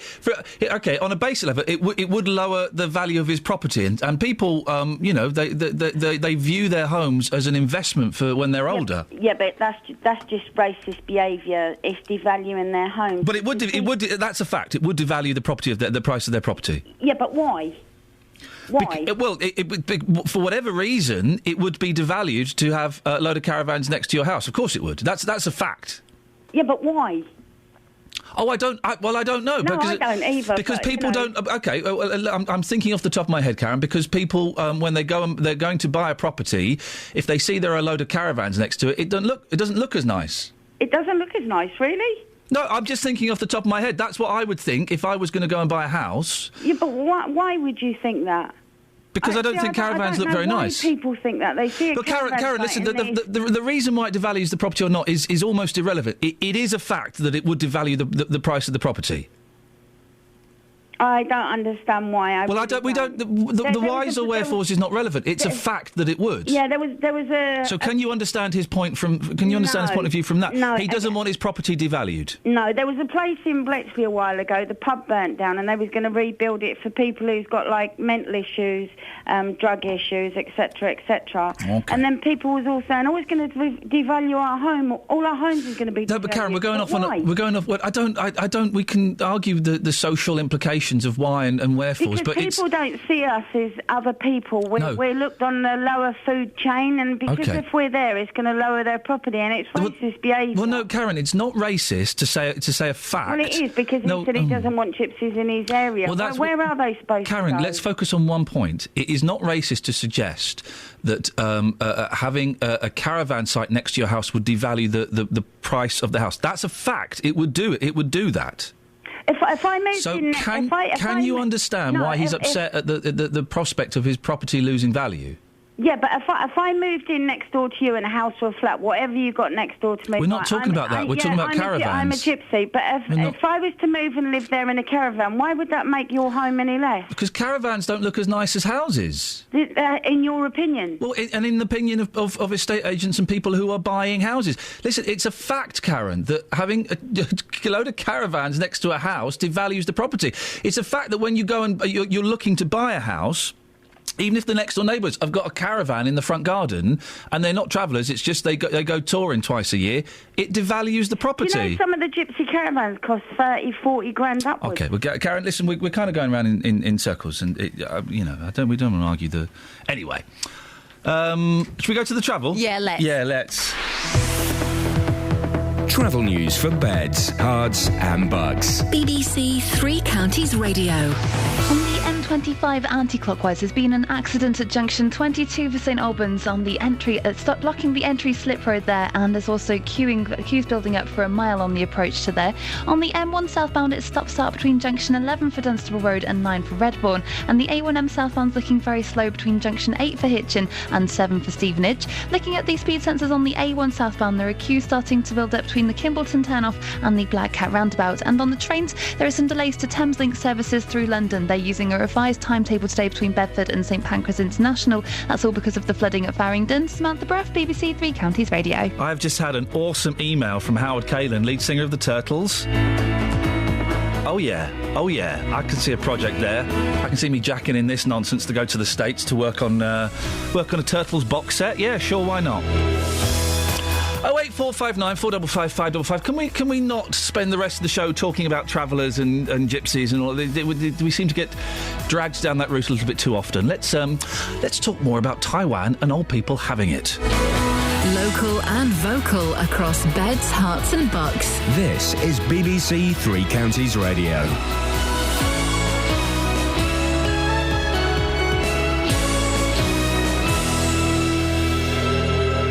It's 8 o'clock. I'm Simon Oxley. The headlines: continued delays on Thameslink trains, fall in spending on social care, and teenager arrested over Bletchley stabbing. BBC Three Counties Radio. Commuters face continued disruption on Thameslink trains into London this morning due to flooding in a tunnel, which has affected services since Friday. Network Rail say there will be no service between St Pancras and Farringdon for at least the rest of today. It means a revised timetable from Bedford and Luton into the capital. Roger Perkins is from train operator Govia. The floodwater has damaged 5 of the trains in our fleet. We have about 121, I think it is, trains in the fleet. But we've checked so far the trains that went through when the water was at its deepest, and we're now checking the rest of the fleet. Figures for this region show a fall in spending on social care for the over 65s in the last 10 years. Hertfordshire has seen a drop of 15%, Bucks and Milton Keynes 16% and 11% in Luton. Meanwhile, some of the UK's biggest insurance companies have told the BBC they currently don't intend to offer cover for people who want to plan ahead for care needs in their old age. From next year, the government is capping the cost of care, but individuals who will have to pay the first £72,000 themselves. The Care Minister, Norman Lamb, is urging insurance firms to change their ways. But I do challenge the industry. Don't be conservative on this. Step up to the plate. We've taken the steps that they wanted us to take to enable them to do these reforms, and I think they need to be ambitious and to recognise the importance of providing products so that people can plan for old age. A 17-year-old boy has been arrested by police in Milton Keynes after a teenager was stabbed in Bletchley on Tuesday afternoon. The victim, a sixth form pupil at the Lord Grey School in Bletchley, was attacked in Wadden Way and suffered 2 knife wounds. A 68-year-old man seriously injured in a hit and run in Luton 2 months ago has died in hospital. A Renault Megane or Scenic failed to stop after the collision in Montrose Avenue on the night of Wednesday, the 26th of November. League tables for secondary schools are published this morning, but some head teachers say they are a complete mess because of changes to the system. Overall performance is expected to dip as a result of changes by the government, which says it has stripped out qualifications of little value. Residents in Houghton Regis are again calling for action to deal with off-road motorbikes being ridden dangerously and causing damage to playing fields. A Facebook site for the town has highlighted tyre marks on Parkside Recreation Ground. MP Andrew Selous is promising action. I will absolutely be getting onto the police, but I do also want to try and have a look to see if there is somewhere that we can put a motocross track where it wouldn't disturb neighbouring residents, so there is, a legal, safe alternative. A Hertfordshire-born businessman has been appointed as McDonald's first British chief executive. Steve Easterbrook from Watford was credited with boosting sales for the chain in Britain when he became UK chief executive in 2006. In sport, Andy Murray faces Thomas Burditch this morning in the semi-finals of the Australian Open, and Tottenham are through to play Chelsea in the League Cup final. The weather staying cold and breezy with sunny spells, but also scattered sleet and snow showers, a maximum temperature 4 degrees Celsius. And you can get the latest news and sport online at bbc.co.uk/3 counties. Morning! Iain Lee, BBC 3 Counties Radio. Coming up, we will have Justin Dealey's Teas from the Beach. Matt Lockwood's been out on the streets asking old people if they still get it on. Oh, and a load of other stuff as well. Across beds, hearts and bucks. This is BBC 3 Counties Radio. You right, Lockers? Hello. Yeah, I'm good. Yeah, I'm all right. Are you? A little bit too enthusiastic for me at this time of the morning. 08459 455 555 is the telephone number if you want to give us a call. Andy's on the line. Morning, Andy. Good morning. What you got for us, Andy? No, I think it's a bit unkind, the coverage regarding the trains that are going through St Pancras. You think it's a bit unkind? Well, the blame seems to be on the railway. It's not. It's Thames Water. I went through it on Friday. I probably went through one on Friday, one of the last trains that got through without any difficulties. I mean, the water's coming from Thames Water, and Thames Water are failing to deal with it. But I'm sorry. In what way has the coverage been unkind? Well, it all seems to blame Thameslink and how appalling the railways are at maintaining their railways and giving you a good timetable. It's not even a nature thing. So it's just this is the line I've been reading at the last headlines I read at 2:45. Mm-hmm. Tell me if you think this is unfair. Commuters face continued disruption on Thameslink trains into London this morning due to flooding in a tunnel which has affected services since Friday. How is that unfair? That is the last one which you did. Before that, it was saying that. It was down to Thameslink, not down to... not me. That's not what I've been saying. I've been saying commuters face continued disruption on Thameslink trains, which is a fact. Yeah, it is. Okay. But it focuses on Thameslink. Yeah, because it's Thameslink train, so people need to know that. Oh, hang on, Thameslink. Yeah, I use that. I should be careful. I'll check. I get what you're saying, but it blames the railways. No, that line doesn't. That line. What is going on with it? That line doesn't blame the railways. That line purely states fact. It's fact. Let me read it again. Commuters face continued disruption on Thameslink trains. Fact. Into London. Fact. This morning. Fact. Yep. Due to flooding in a tunnel. Fact. Which has affected services since Friday. That's pure fact. Where does it mention Thames Water? Whose fault it is? Well, the bulletin is only so long, Andy. I'm really confused as to why you're so... OK, up until yesterday, your reports were mentioning every single time that it was down to the water mains and the fact they repaired the big one and now the small ones are failing. Right. Andy, do you know what? I think you've got beef, and I don't know why. Thanks for clarifying it and for bringing it to everyone's attention. Fair play. Fair play indeed. Catherine? It's been going on since last week. Apologies to Thameslink if you think you've been taking a battering from me. I don't think they have. They came on. All right, OK, so we now know. I'm glad that's... In case anyone was under any misconceptions. Thank you. I'm glad that's clarified. Across beds, hearts and bucks. This is Iain Lee. BBC Three Counties Radio. Oh dear. Our councils, I'm not laughing about this because this is a very serious story. Our councils are spending significantly less on care for over 65s than they were 10 years ago. That's according to the latest BBC investigation, which looked at the amount local authorities have been investing in social care. Hertfordshire has seen a drop of 15%, Bucks and Milton Keynes has seen a 16% drop, and there's been a fall of 11% in Luton. Well, Colette McKeveney is Director of Age Concern Luton. Good morning, Colette. Good morning, Iain. How are you? Yeah, I'm fine, thank you. There's been a drop in the amount of money spent by local authorities. Should we be surprised by that? I don't think so. I mean, we all know we've been through a fairly difficult few years in terms of public spending and spending overall. We all know the belt's tightened, and we knew there were cuts in social care, so I don't think we should be surprised. I think the question is really, why have we not been more upset about it? What the social care, adult social care, has changed in the last sort of 10 years or so, hasn't it? Completely. I mean, there are a lot more people living in their own homes with care packages than there were 10 years ago. A decade ago, if you had, what people consider moderate to high needs, you would have possibly gone into a care home. Now you're more likely to live at home with 3 or 4 visits a day from carers. And it's I was saying earlier on, and we've said this, some care homes are brilliant places, and, the staff are wonderful and they're great. Some can be a little bit ropey. Can you understand? We spoke to a lady on who doesn't want her parents going into a nursing home. Can you understand that? I can completely understand. Yeah. I mean, there are options about now for some people, such as extra care schemes and so on. I think the first thing I would say to any listener, though, is it is so complicated. When you find yourself with somebody who's going into care, or you're going into care yourself, you need to get advice because, good luck understanding it is really, really complicated. There are some instances, I guess, when people...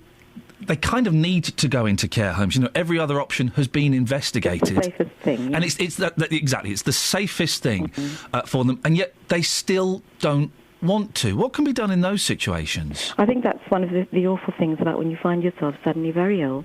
You've got lots of emotional and mental transitions to make. I mean, when you're in hospital, you just dream of getting home, and you kind of think it's going to be the same when you get home.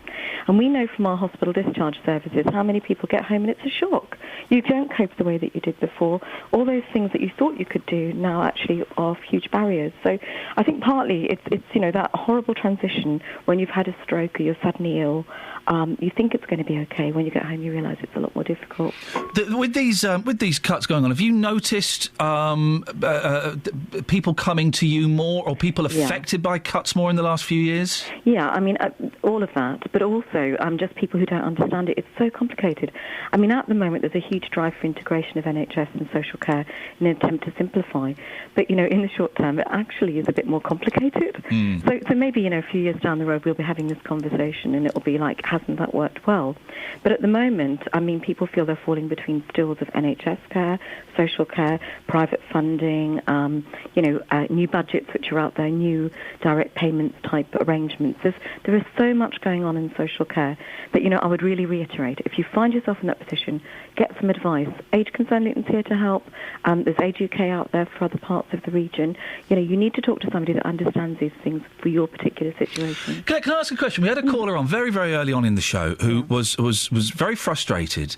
He's a campaigner for pensioners' rights. Was very frustrated that the media doesn't cover these kind of stories enough, and it left me scratching my head because, boy oh boy, we can't get rid of you sometimes, Colette. And I like to think that on this show we tend to cover the good and the bad stories involving older people.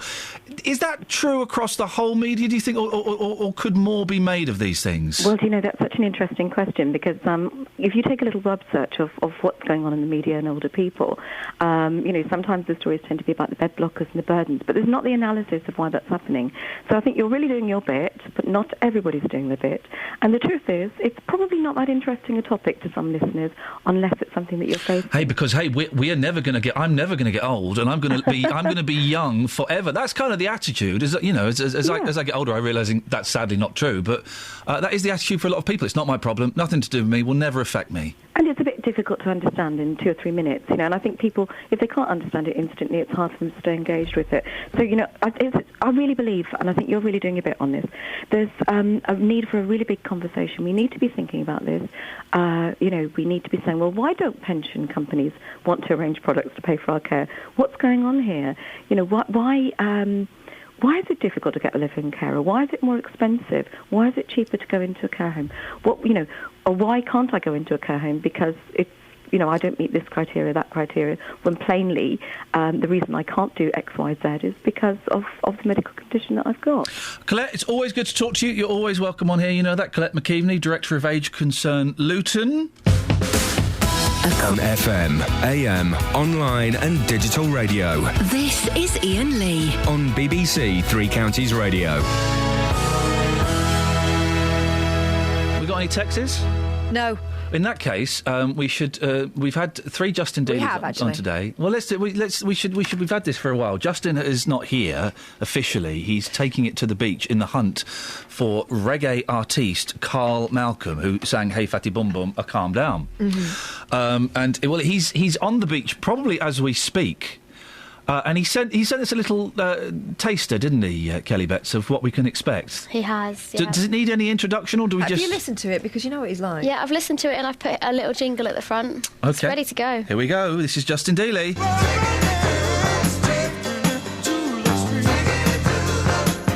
Taking it to the beach with J-Dog. Hey, Charlie, what up? I'm cool, man. Yeah. Yeah, I'm cool. Making my last runs in the office. Yeah, okay. With my royal treasures. Yeah, I can see you got your royal treasures there. Hey, Fatty Bum Bum. Give us 10 seconds of Hey Fatty Bum Bum. Hey Fatty Bum Bum, what you doing tonight? Sweet sugar dumpling. Yeah.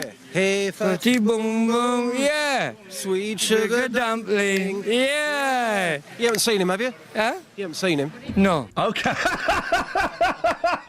And so on. Oh, that's made me laugh. But I'm starting to wonder whether he'd ever heard him either. Oh, well, we'll have that in the podcast, I think. That's it's good to know that Dealey is alive and, I assume. Lockers, we sent you out. We're going to hear your piece late. Don't pull that microphone because it's turned on. Is it? Yes. Oh, good. There we go. We're going to hear your piece earlier on, later See what on. he's called it? Yes. What's he called it? Mature lovemaking. Oh. Mature lovemaking. You've heard 40 seconds of Dealey there, and it was gold. It was. Can you rub up as well as Dealey? Yeah, I mean, in my package, my box, you'll hear from a homeless man who's about... Well, he says that the cut-off point should be 92 in terms of mature lovemaking. Already, I don't know if we can play it. But he wonders whether Shirley Bassey is still active, and I don't know. Travel news for beds, cards and bugs. BBC Three Counties Radio. The A1M southbound is blocked between junction 6 for Welwyn Garden City and 4 for Hertford because of an accident. And the M25 anti-clockwise has a lane blocked at junction 22 for St Albans because of an accident involving a car transporter. So that's blocking traffic for people in lane 4 on the M25 heading towards the M1. In Cheshunt on the A10 southbound, it's very slow between the Turnford and the M25 junction 25 for Enfield. And into High Wycombe on Marlow Hill, that's looking very busy as well on the speed sensors. On the trains, there are some delays to Thameslink services today through London London. They're using a revised timetable between Bedford and St Pancras International. There are half-hour delays on Southern services because of a signalling problem and 10-minute delays on Abellio Greater Anglia services from Hertford East to Liverpool Street. Samantha Bruff, BBC Three Counties Radio. Thank you, Sammy. Coming up, we will get that piece from Matt Lockwood about 8:16. It is Thursday, the 29th of January. I'm Iain Lee. These are your headlines on BBC Three Counties Radio. Commuters face continued disruption on Thameslink trains into London this morning because of Thames water. Spending in this region on social care for the over 65s has fallen in the last 10 years, and a 17-year-old boy has been arrested by police in Milton Keynes after a teenager was stabbed in Bletchley on Tuesday afternoon. BBC Three Counties Radio.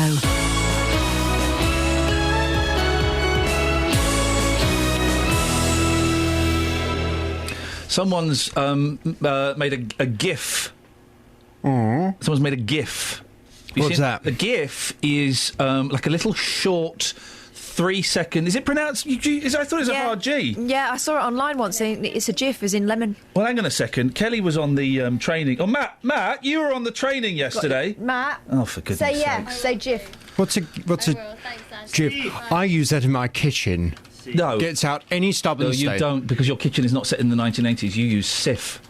Oh, well. A GIF, stroke GIF, is like a little 3-second animation that someone has made. Oh, I know. Have you seen it? It is. Have you seen it? No.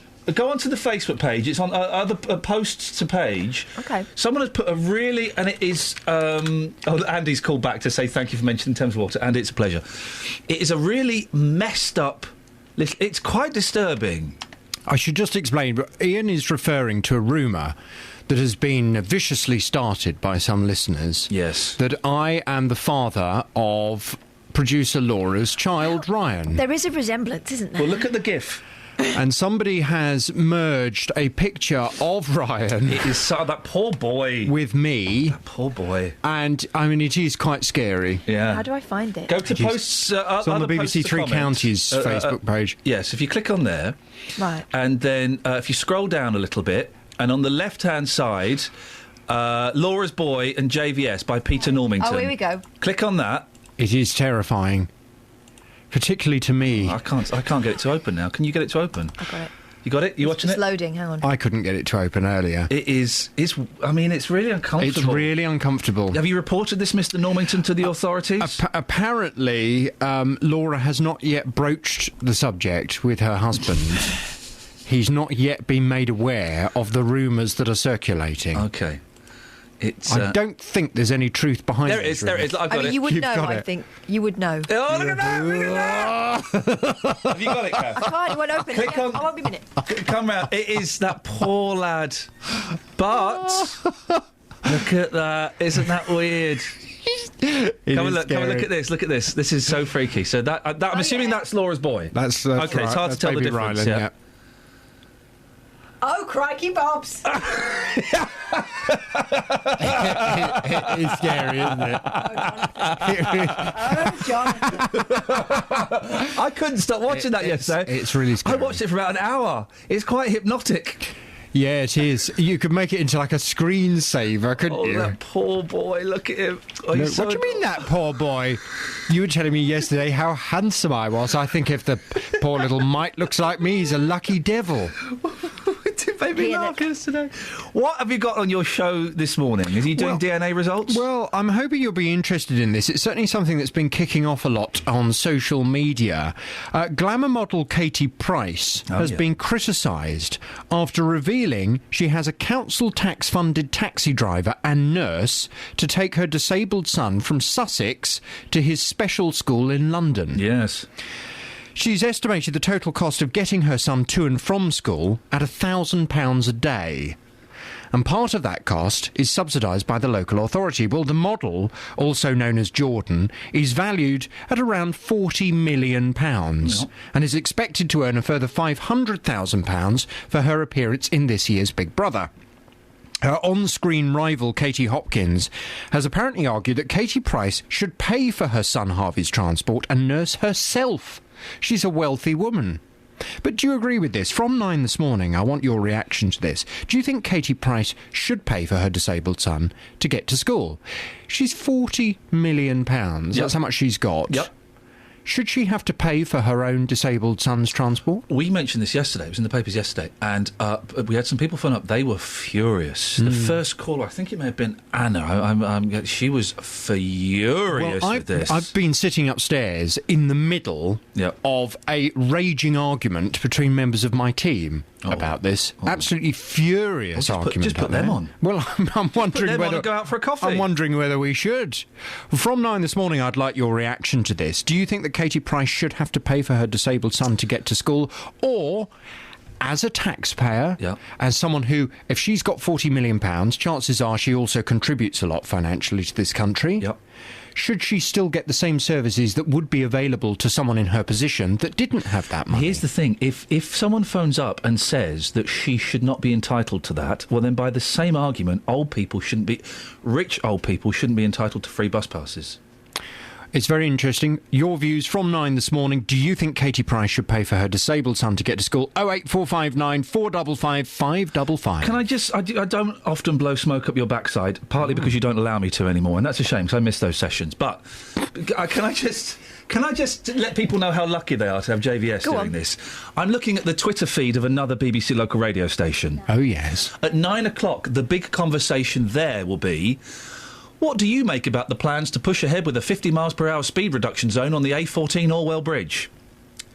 I think yours is a little bit better, Jonathan. Congratulations. Thanks very much. You're welcome. If you've missed any of the programmes here on BBC Three Counties Radio, you've missed things like this. Well, no, you're from... you can give me your opinion as someone from the British Parking Association. Is it unfair? Well, there are so many different instances that... OK, here's an instance. Before then, in this part of the programme, I'm going to meet Sam Ackerman. Now, she's from High Wycombe. And at her heaviest, she weighed 21 stone. Yeah, I think I had everyone around me just love me enough to accept where I was. But there is a way you can hear it all again. I used to have to put up with the house band who couldn't read my music very well and doing a lot of songs I didn't particularly want to sing anyway. But the question is, Elkie Brooks, do you still do bar mitzvahs? bbc.co.uk/Three Counties Radio. Now, if you want to stay married or keep your relationship alive, should you avoid Facebook? Allowing you to listen to what you missed. bbc.co.uk. Do it whenever. Three Counties Radio. Oh, she's still talking. Sorry. Do it whenever. Matt Lockwood.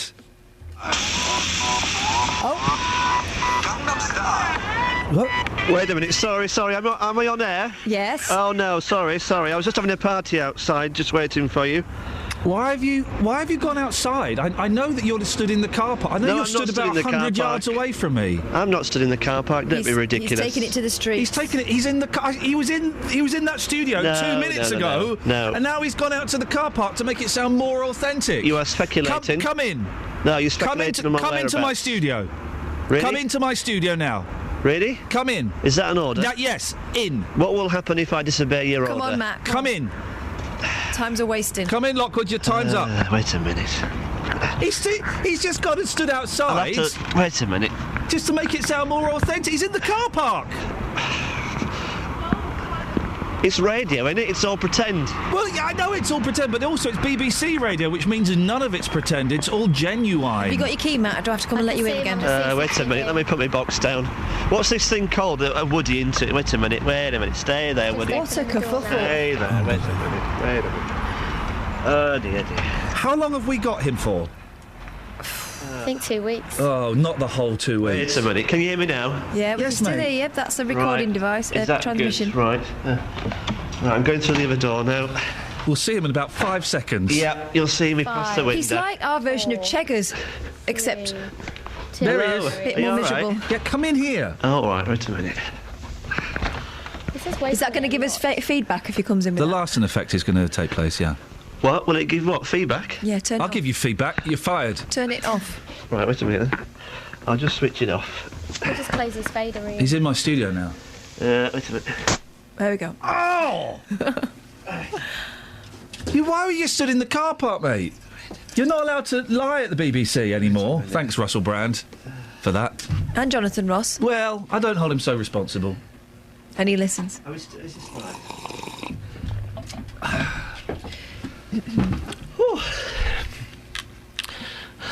Are you going to read a script to me? Well, I've shown initiative. No, it's just my notes. Half of men are having sex in their 70s. Women, it's just over a third. 1 in 3 say they have sex at least twice a month. Many in their 70s and 80s saying they still indulge in frequent kissing. Why is he Scottish? Why is he Geordie? What was that? Why is he here? So, you've taken it to the streets. I have. Do you want to introduce it? All I can say is it's Luton. Can I just ask you, are you ever too old for a bit of, you know what? No, never too old. If you're in your 70s? No. 80s? No. 90s? Never. Come on, if you're in your 90s, you can't perform, can you, in the bedroom? Of course I can, I'll have some tablets. Really? Ask him. What? Are you ever too old for a bit of, you know what? Bit of what? You know what? Never too old, never too old. I'm 50 and I love it. What about when you're 70? I'll still have it then. Really? Yes, definitely. What about 80? Of course, if I can do it, get on with it. When you're 90? Come on. There's got to be a cut-off point. No, there's never a cut-off point. Keen to get your thoughts this morning on mature lovemaking. How old mature? 70. Oh, dead wrong. Dead wrong? Yeah, they're too old. Too old. What should they be doing instead? Sleeping? Sleeping when they're 70, so just full-on sleeping, no lovemaking. Yeah, no lovemaking. There's still people doing it in their 80s and 90s, apparently. No. Will you be doing it when you're... Hopefully not. No. No. So I've got some information I want to tell you. Yeah. Are you ready? When I'm 70, I will not be engaging in any form of lovemaking, either kissing or touching. What do you think of that? I think that's too young. What do you think I should still be having a bit of, how's your father, slap and tickle at 70? Well, because 70 is nothing these days, is it? Shirley Bassey is nearly 80. What do you think she's still... Well, I don't know. She might be still active, yes. I mean, what do you think about 80? What should be the cut-off point? 92. 92? 92?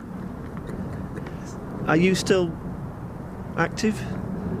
Well, I on a random basis, yeah. Random? Right. OK, and is this with many women?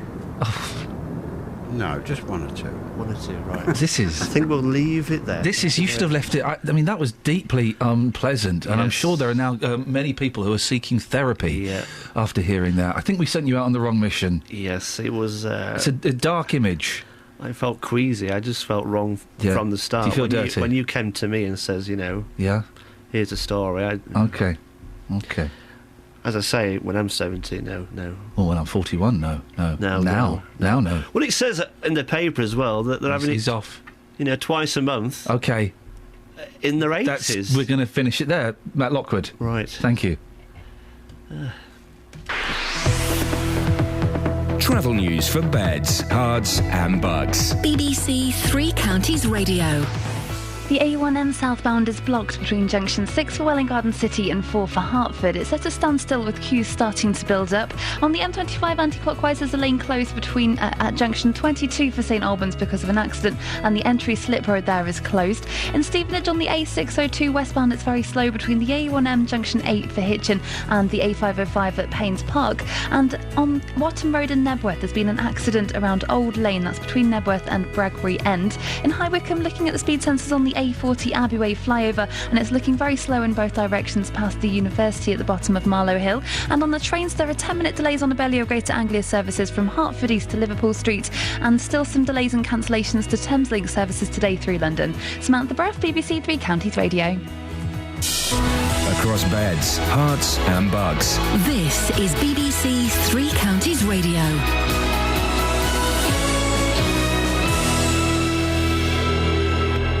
It's 8:30. I'm Simon Oxley. Commuters face continued disruption on Thameslink trains into London this morning due to flooding in a tunnel, which has affected services since Friday. It means a revised timetable from Bedford and Luton into the capital. Go via Thameslink say the flooding is down to Thames Water. Projects in Bedford and Aylesbury are among those to benefit from new government funding worth over £46 million. A new road scheme linking the M1 to the A6 north of Luton is also included. And a 17-year-old boy has been arrested by police in Milton Keynes after a teenager was stabbed in Bletchley on Tuesday afternoon. The victim, a sixth form pupil at the Lord Grey School in Bletchley, was attacked in Wadden Way and suffered 2 knife wounds. Three Counties Sports. BBC Three Counties Radio.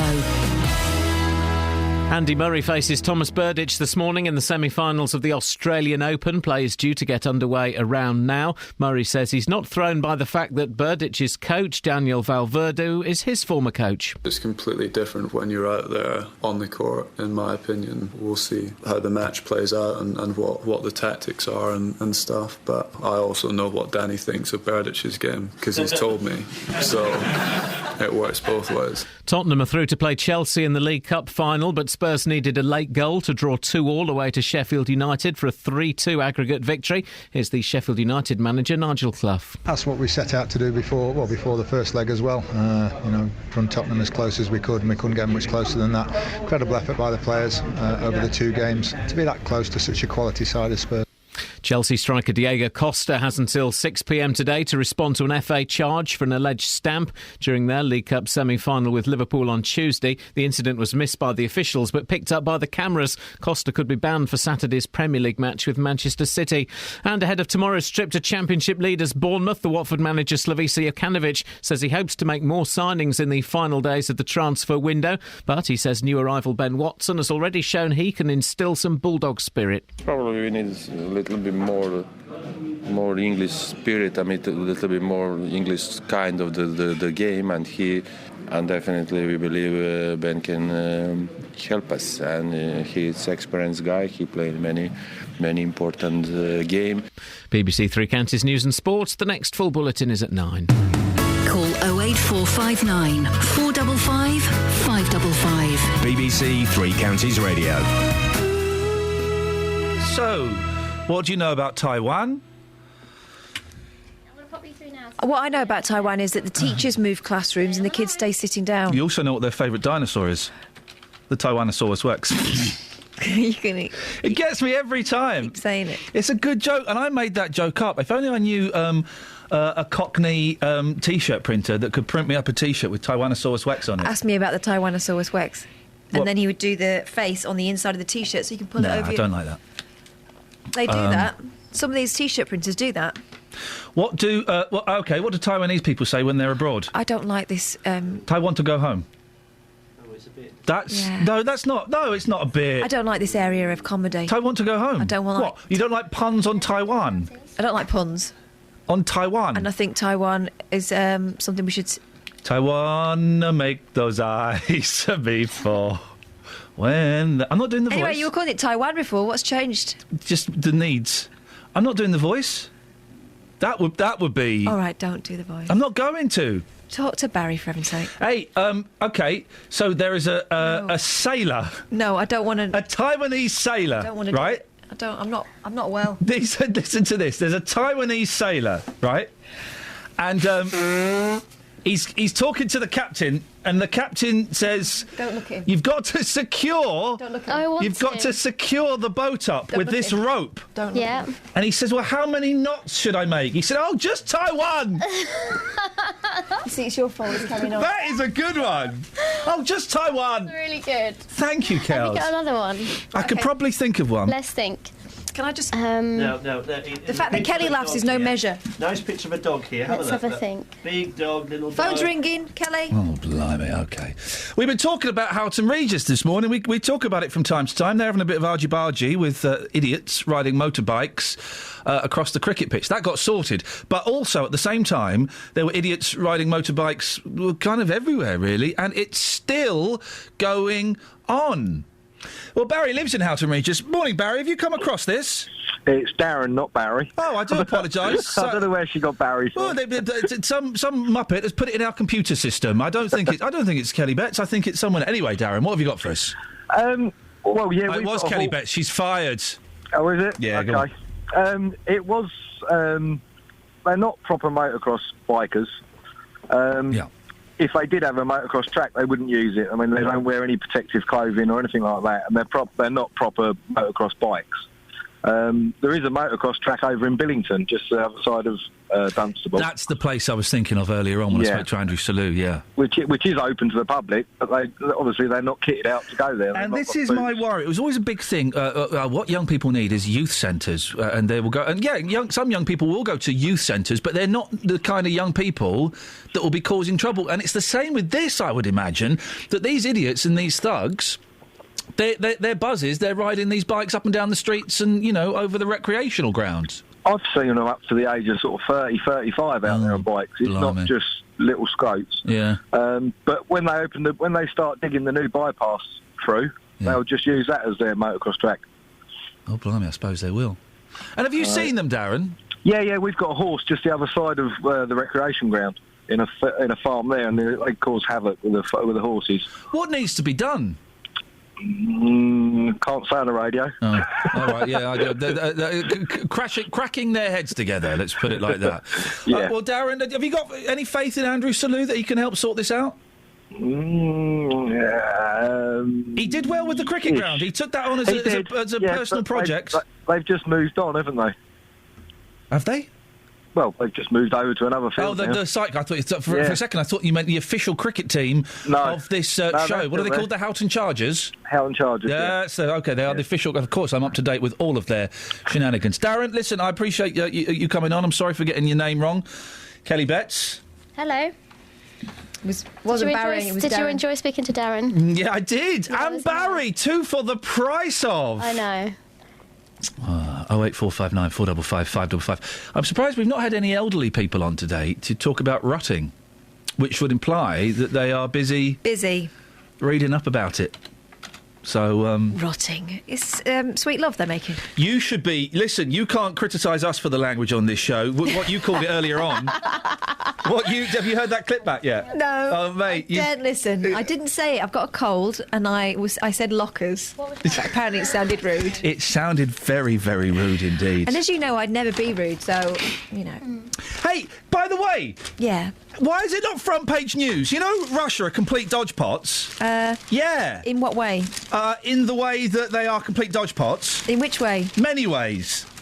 You know there were Russian bombers flying over Bournemouth yesterday? What? Did you know about this? No, This is on page 19 of the Mail. Why is this not front page news? Russian bombers in the skies over Bournemouth. RAF jets scramble to intercept intruders. What are they doing? They were invading our airspace. What were they doing that for, though? To teach us a lesson. Oh. British warplanes... Did nobody else find this amazing, that this is hidden away on page 19 of one newspaper? Yeah. Beneath a picture of Mark I'm Rylance amazed I wasn't deployed. going out swimming. British warplanes were yesterday scrambled to intercept 2 Russian bombers capable of carrying nuclear missiles as they flew over Bournemouth. Capable of, yeah. But were they carrying? Well, we don't know. Which way? They might have been. Listen, they've gone now. We don't have to get high-pitched about it. Typhoon... Well, they've gone for now. They're testing us. Typhoon jets on a high alert were dispatched from 2 RAF bases and flew alongside the long-range Russian Bear aircraft until they were out of the region. Last night, experts said Vladimir Putin's move to send planes capable of carrying cruise missiles so close to British shores could be seen as an act of aggression. Russia is displaying acts of aggression towards us.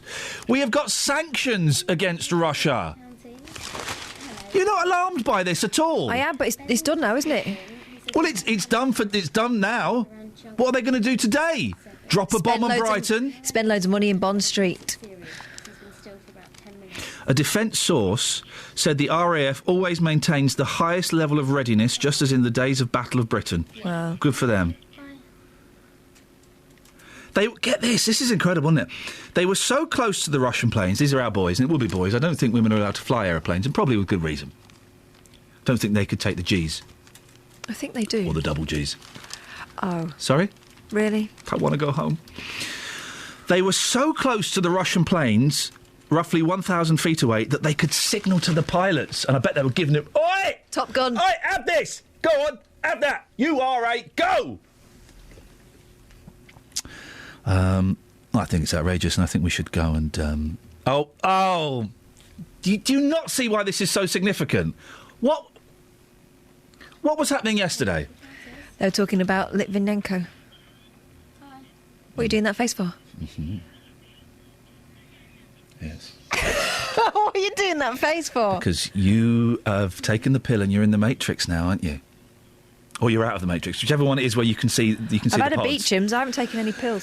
So it's Litvinenko yesterday, the start of the trial, OK, where 2 Russian spies were accused of murdering somebody on British soil. One of those Russian spies is now a Russian television celebrity who mocks us. On the day the trial starts, Russia sends 2 nuclear bombers into British airspace. You don't think that's an act of aggression or a hint at intimidation? Lockers gets it, don't you, Lockers? He gets it, the wise old owl over there. He's listening to something else in his headphones like a Mr. and Mrs. He's not even... Michael, you get it, don't you, Michael? I do indeed. What have you got for us? Well, going on with your Taiwan puns that you was doing earlier, and also, by the way, I'm enjoying the show as usual. Michael, thank you so much.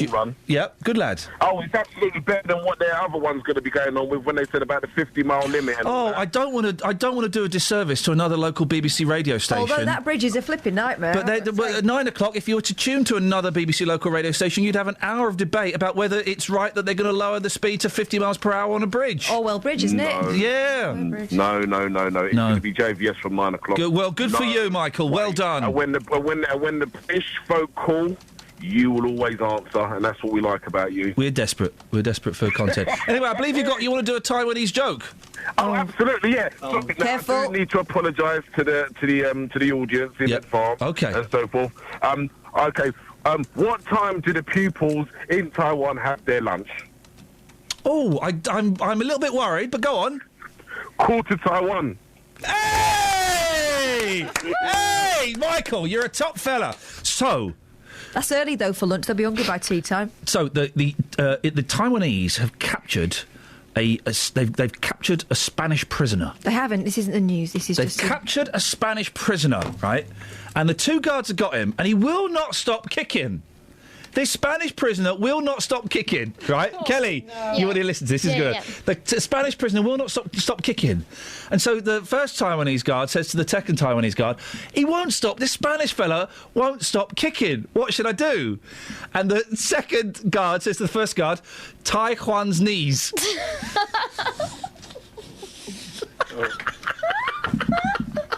That is actually... Where's Kath gone? Kath? Who cares? Who cares where the squares have gone? That is actually brilliant. It's brilliant. Quarter Taiwan. That was good as well. If you've got a joke about Taiwan, don't do the voice. 08459 455 555. David is on the line. Good morning, David. Good morning. You're on it this morning. We're on something. You've called in about Houghton Regis. Yeah, I don't live in the area, right. But always listen to you. My 2 children, 1 6, 1 12, race motocross bikes for a club, and I just sold one of them the weekend to a guy that's going to ride it in a field. He was doing what? He's just going to ride his bike in the field behind his house. Now, is that... you'll know better than me. Is that illegal to do that? Unless it's private land, I would assume so. Yeah, I would have thought so. What? Go on, sorry. Oh, look at us. It's like we're walking down the street together and we can see each other coming. I step to the right, you step to your left. I go back the other way, you go back the other way. In the end, we kiss. Possibly, you never know. I suppose the reason he's going to do that is because it takes a lot of money and effort to get into a motocross club. There's a transport issue, there's all the gear you have to buy. It's not a cheap sport, and he just wants to muck around on a motorbike, and that's his easiest way. Is there a problem with it? I suppose there is in a field and stuff, if you've got other people walking around. And I used to take my kids out on their little 50 quad bikes to a big field, wasteland, whatever you want to call it, and we never really got abuse. He was only riding around at 2 or 3 miles an hour just out on a Sunday morning. How old are your kids, David? 6 and 12. Are you not? And the 6-year-old does it? Yeah, he's just started last year. Are you not terrified? I would be terrified of my one of my boys, and I'm going to say something horrible, snapping their necks or breaking their backs or something. Does it not worry you? Yeah, it did at first with the 12-year-old because he's partially deaf, but blimey. It's just something you get used to, and he's got all the gear. I've got him the best equipment I can buy. Oh, I'm sure. Yeah, it will look after. Obviously, but well, no, listen. I'm assuming they absolutely love it. Oh, We go on a Friday, we go on a Saturday for 2 days, sleep in an old lorry that I got. It's the best thing in the world. I couldn't dream of doing anything more. They could injure themselves doing gymnastics. Yeah, well, you're right. I suppose so. David, thank you very much for that. 08459 455 555. Travel news for beds, cards and bugs. BBC Three Counties Radio. There are queues on the M25 anti-clockwise because of an accident involving a car transporter at junction 22 for St Albans, and because it's lane 4 that's closed, it means that there's no access onto the M25 heading towards the M1. On the A1M southbound, there's a lane closed because of an accident at junction 5 for just past Welwyn Garden City, and that's causing delays now from junction 7 for Stevenage. In Nebworth, or between Nebworth and Bradbury End on Watton Road, there's been an accident at the junction for Old Lane, and the A1 southbound, looking at the speed sensors between the Kimbolton turnoff and the Black Cat roundabout, there's looking very slow there at the moment. In High Wycombe on the A40 Adway flyover, that's also looking very busy past the University College at the bottom of Marlow Hill. And on the trains, because of the flooding problem at Farringdon Station, there's a revised timetable on Thameslink services between Bedford and St Pancras International, and if you're travelling south, you have to change trains to then continue your journey southwards. There are 10-minute delays on Abellio Greater Anglia services from Hertford East and to Liverpool Street as well. Samantha Brough, BBC Three Counties Radio. Thank you, Samantha. Oh, Smudge sent us a great joke on Twitter. I don't normally embrace puns, but jokes about Taiwan, I'm having that. 8:47. It's Thursday, the 29th of January. I'm Iain Lee. These are your headlines on BBC Three Counties Radio. Commuters face continued disruption on Thameslink trains into London this morning due to flooding in a tunnel, which has affected services since Friday. The flooding is caused, of course, by Thames Water's leaky pipes. Projects in Bedford and Aylesbury are among those to benefit from new government funding worth over £46 million. And a 17-year-old boy has been arrested by police in Milton Keynes after a teenager was stabbed in Bletchley on Tuesday afternoon. More of your calls and another great Taiwanese joke coming up after the weather with Alina. Beds, Herts and Bucks weather. BBC Three Counties Radio. Ian, thank you. A bitterly cold day, strong winds, west-southwesterly at the moment, but more northwesterly with time, which will start to push some showers across from late morning. A wintry mix to these showers, so some sleet and rain, especially at first. But yes, we could see some snow in these showers. Only small accumulations, but given the strength of the wind, if we do get a snow shower, then it could just blow the snow around and cause some poor visibility. Chances well we could see some hail in the heavier showers, and certainly feeling bitterly cold in those strong winds. Highs of 3 or 4 Celsius will feel more like sub-zero in the wind chill. There'll be further showers around at first tonight, still wintry in nature, so some rain, sleet and snow giving a light dusting in places, but tending to fade as the night wears on.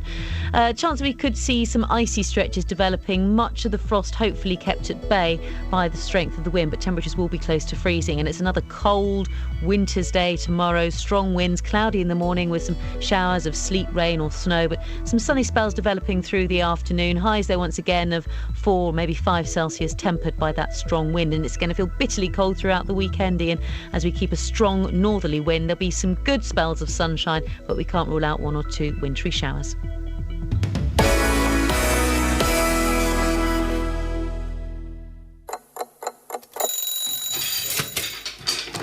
If you're non-stop, from the moment you start, when your day finally stops, the news where you live doesn't. Well, we can get more now on this developing story in Luton. The new Look East Late, for the latest from where you live. Now we can cross live to our reporter in Milton Keynes. Tonight at 10:25 on BBC One. I have to. I don't know what's in the. Listen, I'm not in the best of moods. I've not been in the best moods the last few days, and I don't know if that vibe has come over to you, because the last couple of days, you lot, dear listener, I'm talking to you. You've been very, very naughty. I mean, really, is my grumpiness bringing out your kind of naughtiness? Something's going on. You realise, have you become... It's like when you know the teacher's not paying full attention and they're distracted, they're elsewhere, and the class just becomes... There's a murmur.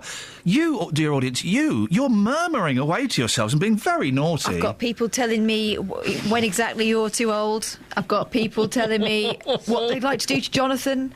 I've got people telling me how much they like Kelly Betts' laugh and what they'd like to do with that. You're so naughty. I've got people telling me what they'd like to do to Shirley Bassey. I don't know why she's brought into this. Have we got any texts that we can actually read out that aren't either bullying or sexually explicit or hormone-driven? Have we got anything that is useful for the show? Oh, gosh. Do you know the strange thing? All the sensible ones have got no names on. I know exactly who's being filthy. Yeah. Oh, dearie me. Oh, dear. Oh, hang on. Oh, dear. Oh, no. Well, that's rude. Still, there's good news if you're an EastEnders fan. Well, it's good news if you're Ian Beale. Well, Ian Beale's getting married again. Hello, Three Counties. Hello, Kelly. Hello. You all right? Hello, Three Counties. Yeah, I know, hello. If that's Chrissy Milton Keynes, do you want to put the phone down? Hello? Hello. Hello, Kelly? Hello, Three Counties. Yes, I know, I'm here. Hello. Hello? Hello, can you hear me? Yes, I can, Kelly. Can you hear me? Hi, Ian, yeah, can you hear me? Yes, I can. Excellent. Where are we? Three Counties. Hello. BBC. Viewers will get to choose the music when Ian Beale marries for the 5th time in EastEnders next month. Well, it says they get to choose it, but they've already made some suggestions. Well, it's going to be between Jennifer Rush, Foreigner, Chicago, Alison Moyet, or the Eurythmics. So the good stuff. So it's an 80s wedding, is it? I do like a bit of Alison Moyet. She's good, isn't she? She's very good. She's very... Let's get Alison Moyet on the show one day. I like Alison Moyet. Alison. Hello? Alison. Alf. Hello? Call That's us. what they call her, isn't it? Oh, wait, 459. Forget Alison Moyet. Let's get Alf the alien Don't on. worry, Alison. Alf, if you're listening, can you... You probably don't remember Alf, do you? Yeah. What does Alf mean? Means good laughs. I don't know what it means, but he's that, like, brown... He's like an alien life thing, form, and isn't he? He's got little... Yeah, he's like an alien life form, isn't he? Like that. It's like an alien life form. He's like an alien life form. Oh, is that what that stands for? And what did he like to eat? And they had to keep I don't getting know. away from him. I never watched it. Cats. Did you see? I love that Twitter feed you follow, and I don't follow it, but it pops up in my timeline every time. Amazon reviews. Oh, the one I follow. Yeah. The Amazon review of films, and there was a great one for Bigfoot and the Hendersons. Yes. Which said, I really enjoyed this, but then suddenly there's this massive monster in there. What's that all about? It was really weird. Ooh. What's that? I've just had a really filthy text from Dave in Hartford. Thanks, Dave. Thanks. Right, we're not taking any more of these. I'll take them. Well, it looks like you will be. Each of the songs... That's disgusting. Each of the songs was a hit. By the way, all the rude ones we get sent on to the police, OK? And all the slightly stalkery ones we send on to the police, OK? So stop... We've got your number. I'll give you a ring and have a word with your wife. Stop sending us dirty ones. Stop sending us slightly stalkery ones, OK? Each of the songs was a hit in 1985 when the programme was launched. The marriage is part of a week of 30th anniversary celebrations.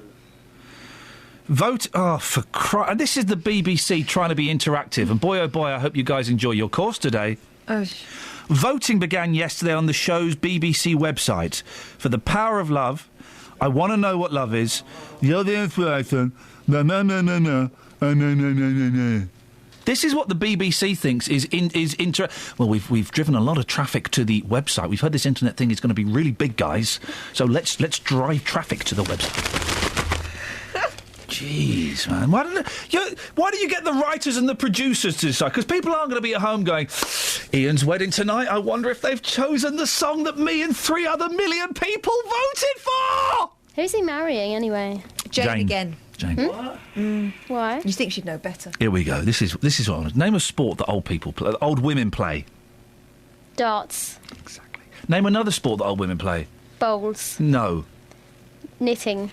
There's no other Could sport. be. There's no other sport that they It was on play. a surfboard. Darts is the only. That's very funny.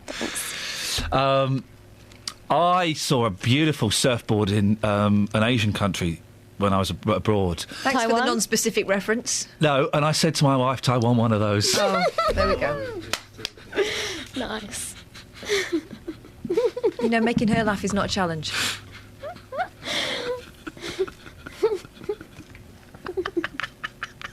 I mean, really not. It's all right for you. You can go in a week. I think we should just leave both of us to speak to. I don't think. If I leave, it gets worse. No. Old men can play loads of sports, but old women, they only play darts. And they all, even though these 2 women in this newspaper story in the Mirror look completely different, they both look like my Nanny Jennings. They both look like her, even though they didn't look nothing alike. 2 game grands. Oh, they're on the game. No. No, 2 game grounds, they play the game, have proved they are truly young at dart Did you write this? by forming a winning team on the hockey. That's not a joke. After playing together for 7 years, Joan Burrows, 92, on the right, and Joan Dawson, 88. Nanny Jennings was called Joan. This is nuts! Have gone from strength to strength. At 92 and 88, add up their ages, Kelly. 92 and 88. Add up their ages. Oh, I really wanna really do that. I was trying to do a little... Yeah, I did that joke. I did the Taiwan one of this. 200. No. Oh, just under 200. Yeah, just under 200. Thanks. So 92 and 88, they play darts. What's their ages combined? Just under 200. Correct. 100. 180. Yeah, do you not think that's clever? That is clever. OK. Well, it's been great presenting the show today, guys. We're going to finish 3 minutes early as we've run out of material. And We've not run out of material, it's just all filth. Well, have we got anything that we can say to these guys? Is someone on the phone? Oh, no. There isn't. You got another Taiwan joke? No. Yeah, we have, actually. What's the one? No. Do you watch Taiwan show? Smudger says, I only possess 2 red ties. To save confusion, I call one Taiwan and the other George. Oh! I don't get this one. Do you know his birthday is today? Yeah. Tony Blackburn's. Yeah, he's 93 years old. Aww. He's 180 years old. He's 180 years old. Doesn't look a day over 100 and... I wonder if Sammy is still my friend. No, she's not, mate, after you said that she fainted when she was giving blood. Very quickly, this is in all the papers. There's this lovely little village in the Cotswolds. Have you seen this? Beautiful little village, right? It's picturesque. It's like a picture postcard. It's the one they use on the watermark for the passports, isn't it? Beautiful. Is it? Yeah. Didn't know you could put a village on a watermark. Yeah, anyway, yeah, it's beautiful. But loads of people are annoyed because one of the fellas that lives there, Peter Maddox, he's bought a bright yellow Vauxhall Corsa and he parks it outside his house. It looks like a boy racist car, doesn't it? And all the loads of people, all the people that go there are really angry because they're saying it ruins their pictures. Photographers have complained the car is ruining an idyllic shot in an area of outstanding natural beauty. One of them, Lee McCallum, tweeted a picture of the scene from his tour company account which read, Bibbery's Elephant in the Room. The picture postcard street photobombed by the ugly little yellow car every day. Semi-professional photographer Robin Lawrence commented, that flipping yellow car. Wendy Harris, a visitor, said legally he isn't doing anything wrong, but aesthetically he certainly is. It's just an old boy parking his car.